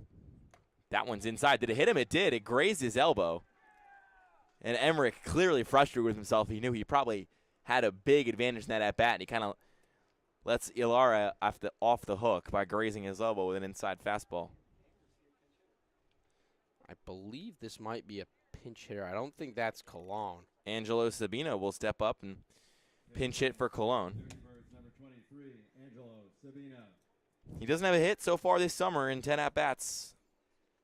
Walked twice, got hit by a pitch once, 4 strikeouts, and the first pitch to him is outside.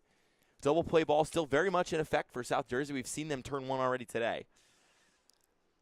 And that would get them out of this frame, but regardless, the tying run is on first. The lead-taking run is at the dish. And perhaps the foam roller moves a little bit quicker over there in the South Jersey bullpen. Double play ball in effect, but it looks like first baseman might be anticipating a potential bunt. That's Search over there playing in front of the runner. Now, after seeing 2 pitches, he's going to step back and play behind the runner. Typically, that's where you end up hanging out. It gives you an opportunity to sneak in behind the runner at first if he's got a big lead, but also, again, gives you more time to read and react to a ground ball. 2-0. Found the zone with that one. It'll be 2-1. So I was surprised to see Search in on the grass, as typically you're only there if you're either trying to get a play at home or anticipating a bunt. But he takes a couple steps back and changes where he's at. 2 balls and a strike. That one skips away and gets over the top of the off the top of the fence. Stays in the yard. For a second, looked like it wouldn't. So the runners advance, second and third. As that double play ball we talked about, yeah, forget about it. Yeah, that's out the window. I mean, theoretically, you still can get a double play here. Fly ball, get him out at home. We saw it happen already. It's happened already, so the world of possibility is absolutely available here now. Will it happen with a 3-1 count? I don't expect it to be on this pitch. 3-1 on the way. Missed high, and he juiced the bases. Emmerich looked comfortable through the first batter. Had an opportunity to strike out Rodriguez, second batter, but walked him. We're going to get a meeting here at the mound.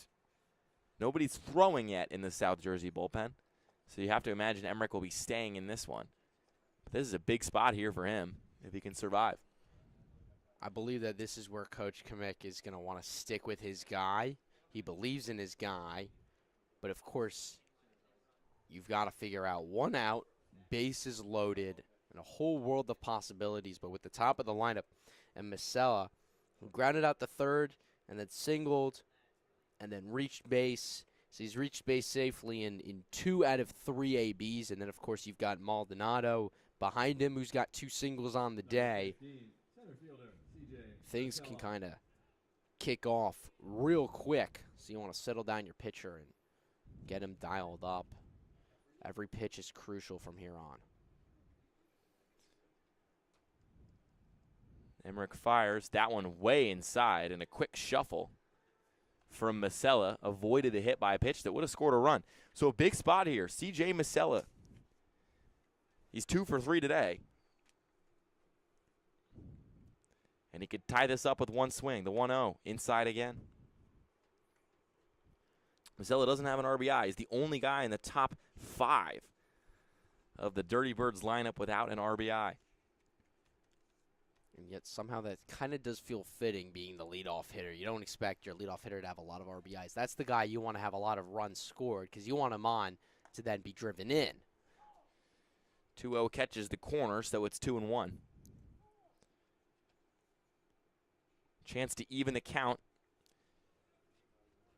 for Emmerich. Chance to even the score for Masella. The pitch up high. 3-1. Now if you're Masella, it's got to be that perfect pitch. You've seen Emmerich hit a guy, walk a guy, hit a guy, walk a guy at this point. So you've got to find the perfect pitch. 3-1. That one inside. Ball 4, and it is a 1-run game. I've still not witnessed somebody throw a baseball. Okay, I just saw the first sign of a thrown baseball in the South Jersey pen. Number 16, right fielder. So it seems like this will be Emmerich's cross to bear, at least for the next batter, maybe 2. With the bases loaded and a 1-run game. Maldonado at the dish. 2 hits already today. First pitch to him. Gets the top of the zone. Masella at first, he walked, so did Sabino. Ilaria was hit by a pitch. And, when you hit the pitcher, that's when you start to think this inning might get dangerous as the 0-1 misses outside. Because that was a real momentum opportunity. Just get an out back, push it to 2 outs, and say, look, I'm not giving this up. But then he hits Ilaria, and suddenly the wheels are starting to fall off. And now you've got a guy who's got 2 hits, but you've also got speed on the base paths. 1-1, foul the opposite way. And that's another thing I'm keeping an eye on is the aggressiveness out of the base running. We saw earlier in this game in that 6-run inning where runners were held at third rather than trying to see if they would been sent home and advanced to home. So how aggressive are the Dirty Birds should they get a ball in play and an opportunity to start running the base paths? 1-2, can't catch the top of the zone. Bit high there. So it evens the count at 2. 1 out. Runners first, second, and third. Masella, Sabino, Ilaria, Maldonado at the plate. 1-run game in the top of the 6th. The pitch. This one is flared into the outfield. Going back is Scabona. He will make the catch. We've seen this arm before. Will we see it again? Firing down to first base. The cutoff is made, and the run will score. So it's an 8-8 game. And they get 2 runs without picking up a hit. Number 5, second baseman, DJ. After all that talk we had about how the Kings had separated themselves because of how solid they had pitched and fielded, avoidable mistakes lead to a tie game. First pitch is just inside to Yelagan.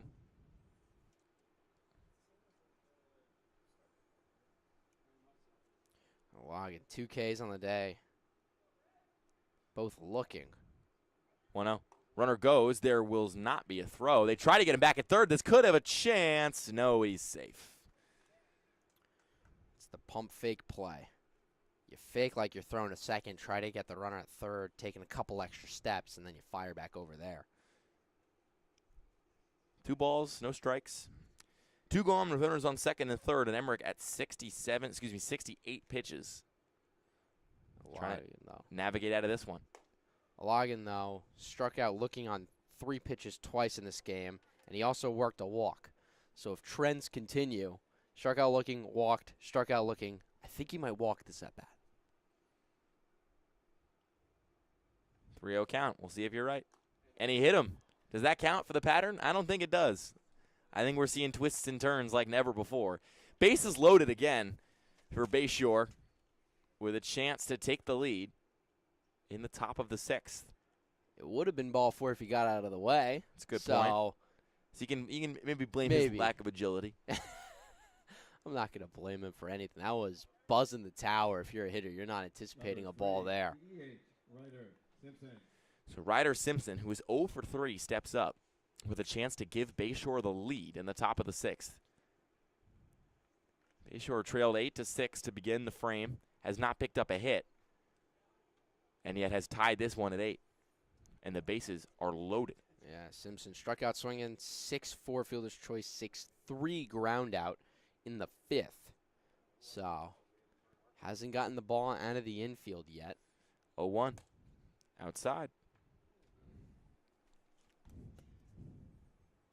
And this would be a time where he would have to with 2 away.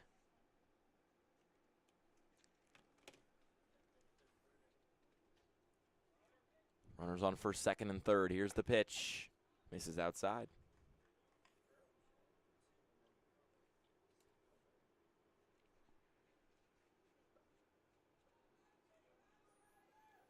So a 2-1 count as chirps float in from the Bayshore dugout.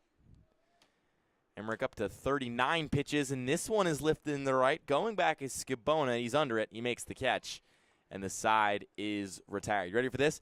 2 runs, but no hits, and 3 men left for Bayshore.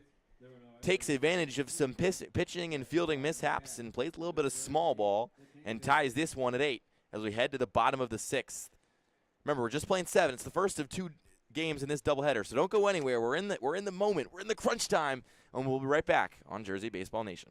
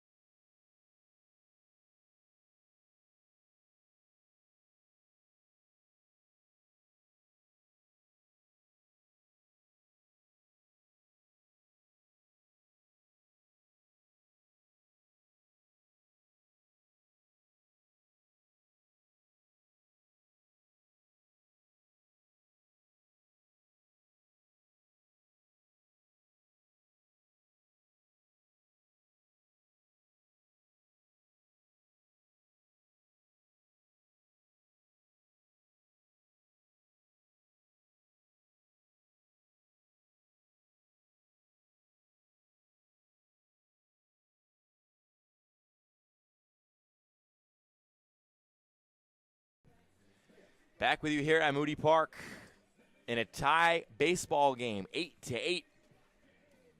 South Jersey searching for the lead. So, of course, they're going to bring up Tim Search, senior from TCNJ. Doesn't have a hit to his name. First baseman, number 16, Tim Search. But now would be a good time to get one.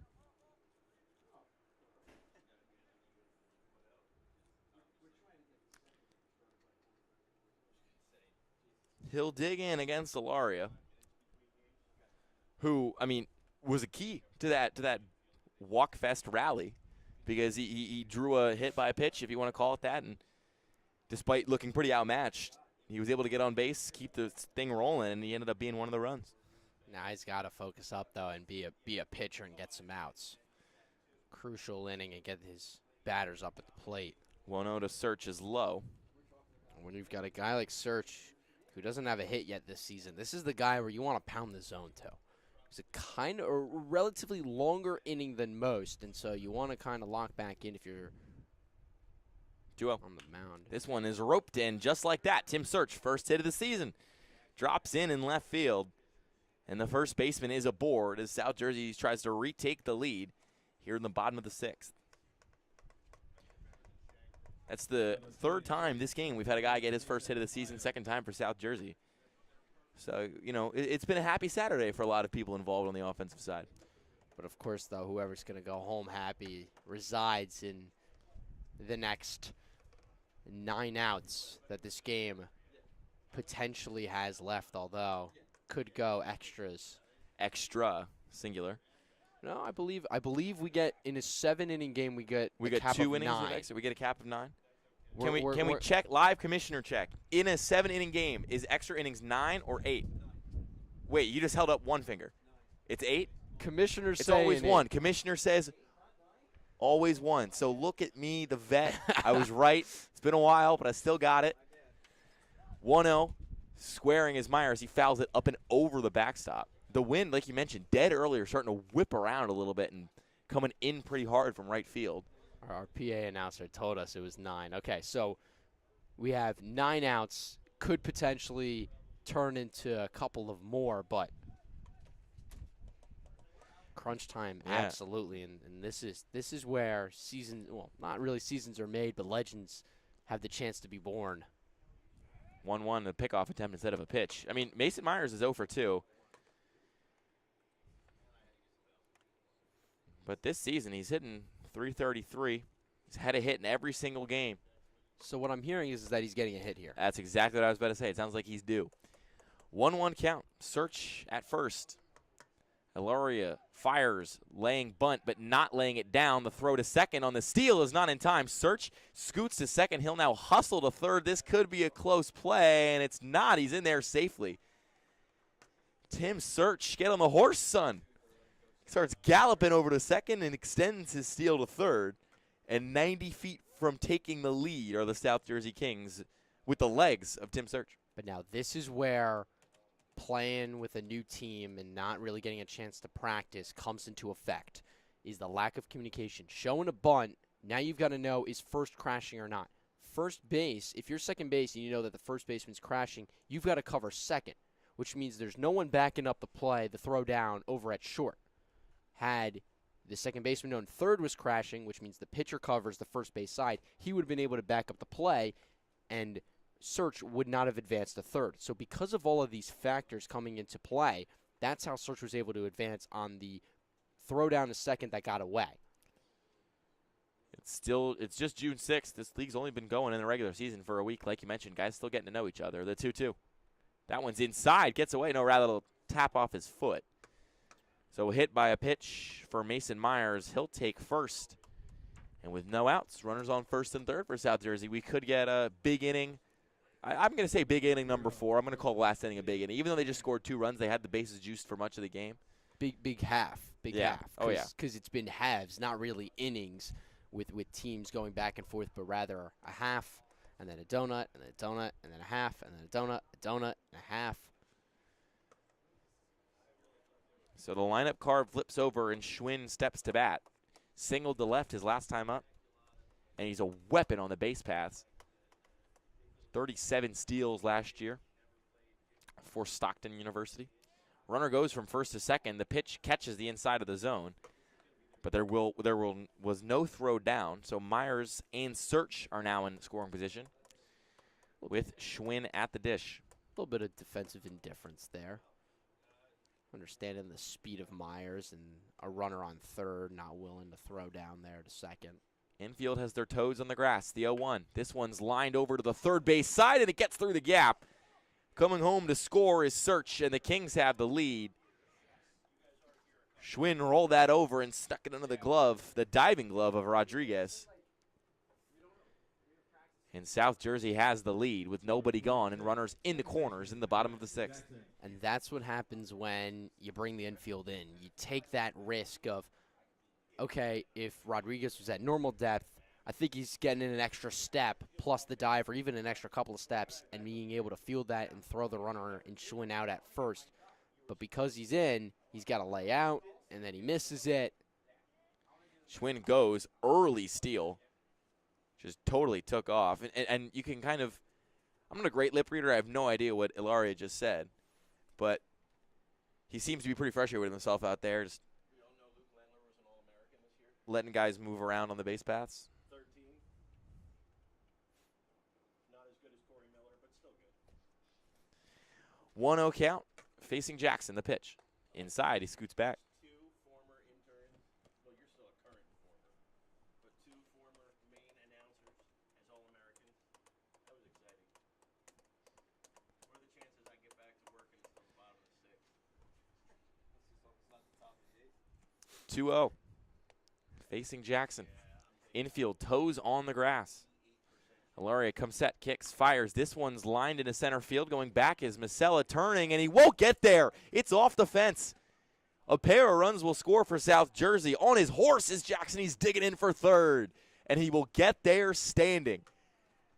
A 2-run triple, make it a 3-run half inning, and the Kings are up 11-8 in the bottom of the 6th. You don't see balls hit that far very often in this park with these bats and with that wind. But sure enough, that might chase Ilaria from the mound, and South Jersey has a 3-run lead. Yeah, but Masella was at a really shallow depth. I was just – that ball was hit well, but I feel like Masella should have been a lot deeper and been able to at least get to it a bit quicker and held him at second. I know Jackson's got good speed, but he just looked like he was in, or at least he was running out there a long way to get to the wall. We've seen these outfielders, Maldonado in right, let a couple get over his head. Masella in center, and it just seems like they've taken the wrong first step every time. They all have the speed to close and get close to these balls. They haven't like missed any catches, but that first step anticipation has just maybe not been there tonight or today for the Bayshore outfielders. It is a field in Moody Park that Bayshore doesn't play at all too often. So maybe just getting reacquainted to the dimensions of the field could also be a factor as well in this one, as it is a deep ballpark. This is major league level depths with 330 to the corners, which is deeper than Yankee Stadium, 400, which is about 8 feet shorter. As this one is pieced into the outfield, drop it into the gap for a base hit.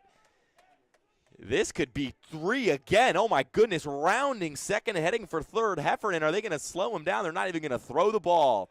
Somehow he held on to his helmet the whole time. That thing wanted to fly off. But back-to-back triples for South Jersey. It's 12-8. And an offense that looks dead to rights, leading it up until the 4th inning, has now put 11 on the board in the last 3 frames. They've put 12 up entirely. They've gotten 10. They've finally taken the lead in the hits department. And it just seems like out of answers right now is Ilaria. And we've got an arm warming up in that Bayshore pen. And now here's Rozzi, who's got a double and a single. Could he get the triple? Could he keep this kind of triple parade rolling? You've heard of the hit parade, the single parade. We could get a triple parade. You don't see that all too often. As he hits that one the opposite way, it will tail foul and just over the outstretched arm of an onlooker, who will then go and get it in the grass. It's pretty ethical fan behavior. We like that, going after the ball after you tried to catch it and missed. That if that ball landed in fair territory, I believe that would have been a triple. With the lefty up, we see a lot of these fielders shifting over towards the pull side, and now we see the left fielder and Logan take a couple of steps towards that line. 0-1, line to second. Awful weird hop control by Elagan. He'll fire it across the mound.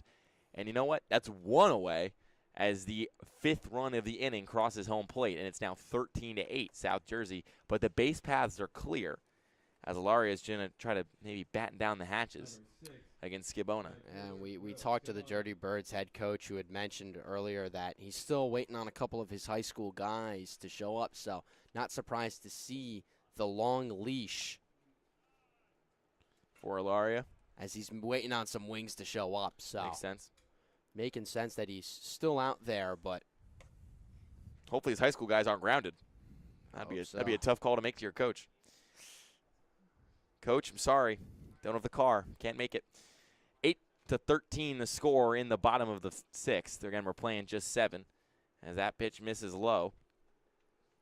Excuse me, just got the bottom of the zone. So it's an 0-2 count with 1 gone. And Skibona at the dish. Here's the pitch. That one spun in beautifully, and he got a strikeout. Curveball, curveball, curveball. And 3 up, 3 down in terms of the pitches. As retired is Skibona, and Ryder will step up with 2 away, and the base is empty. Just a couple of get-me-over pitches, trying to get back into the zone and in the swing of. He's been throwing strikes, but he's just been getting hit up, and so you're looking to try to find something else that's just got a different speed. That one's lined right to the shortstop. Estevez, he's on it, and the side is retired. Not before. Big damage done. 5 runs for the South Jersey Kings on 4 hits. And they take a 13-8 lead in the bottom of the 6th. 3 outs away from securing win 1 of the doubleheader. Don't go anywhere. We'll be right back with the 7th after this.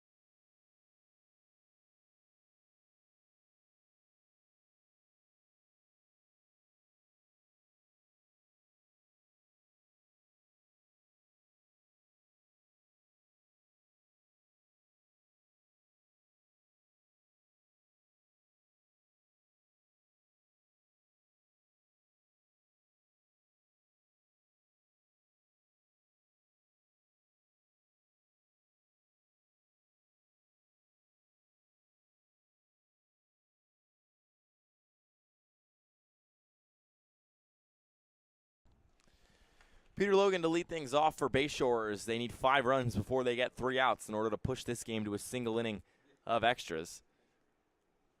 And still on the mound and firing away as that one misses just inside is Aiden Emmerich, who's up to 71 pitches entering the frame. That was his 72nd. You get the sense from head coach Tyler Kimmick, he just wants this guy to find a way to gut out this frame. Even if he gives up 3 runs, they still win the game.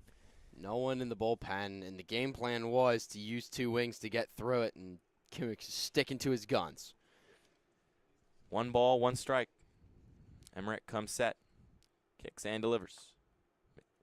Gets the call on that one. It's 1-2.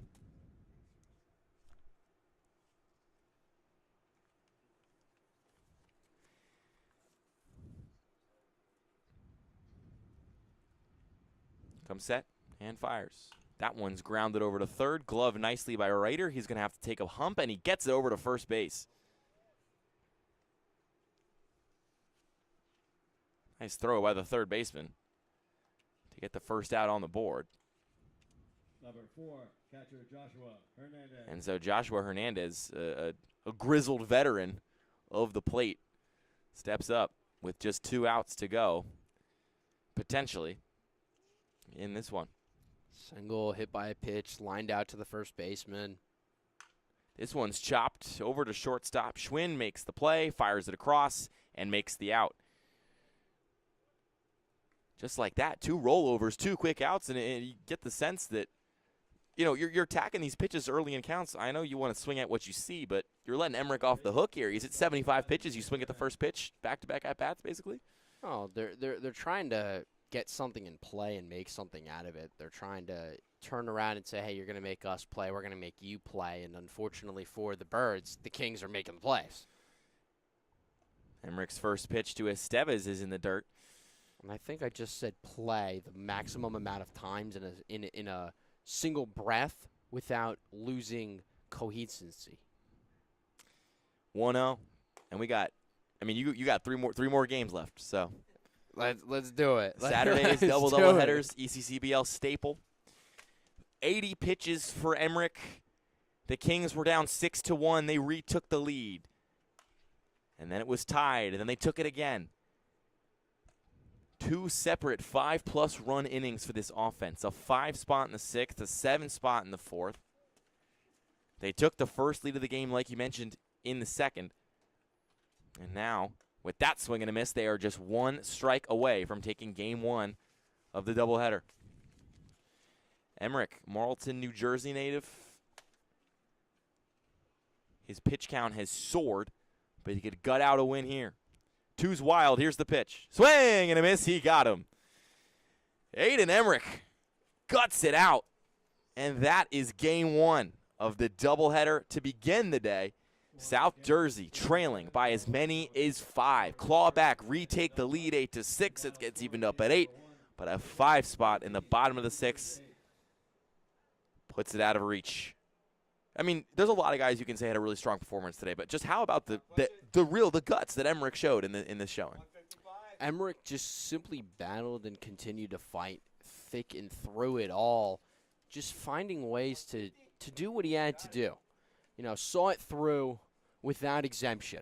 He did it his way, and he got it done at the end of the day. Yeah. Frank Sinatra reference. No, I peeped that. As you're pointing around, I saw that. I got that. But Emmerich going to be one of the standout performers of this one. You know, offensively for South Jersey, it was similarly kind of death by 1,000 cuts, but regardless, they still put forth a pretty impressive performance across the board. All their top 4 hitters had multiple hits. Only Skibona and Reiter didn't have a hit, but I just want to take us back real quick to that throw that Skibona made in right field that you could easily argue swung the momentum of this game completely. I mean, South Jersey was down 6-1. They hadn't clawed back at all in the frame. Suddenly in the top of the 5th, there's a runner on third and 1 out. Fly ball goes deep into right. Skibona secures it, fires home, and just guns down the runner in one of the most impressive defensive plays we've seen all season in the ECCBL. And it's that kind of play that makes up for an offer in the box score, because if that's the impact he had on this one. It was a runner on third, no outs. Yeah. Fly ball to right. Scabona makes the play, fires it home. Now you get 2 outs. Very next batter strikes out on 3 pitches looking, and all of a sudden you've got kind of that wheels churning, and that's what started up. You get a couple of guys on base, and the ball just starts rolling, and it's really hard to stop when you are a team that's moving and everything's clicking, because then you got the single, the double, then the E5, then a hit by a pitch, then a hit by a pitch, the infield flying, but then an E1 or E3, excuse me, and it's just everything just starts clicking and moving in ways that you could have never imagined, all because of one kind of mistake. And so because of that, and because of the Kings' ability to stick in it, stay keen and level-headed, they were able to fight back into this game. So it's you make your defensive plays, you get back into the box, you do what you have to do offensively, and find a way to pull out the win. 13-8, your final score from Moody Park. The South Jersey Kings defend home field in Game 1 of the doubleheader. Find a strong pitching performance from Aiden Emmerich and plenty of impact from its offensive bats. Game 2 will start in approximately 20 minutes, so make sure, if you're listening at home right now, watching at home, get up, make yourself a little sandwich, glass of iced tea, maybe come right back down, sit down, and lock in with us for Game 2. But that'll do it for Game 1 from Moody Park. Thank you, everybody, for tuning in, and we'll be back with you before you know it.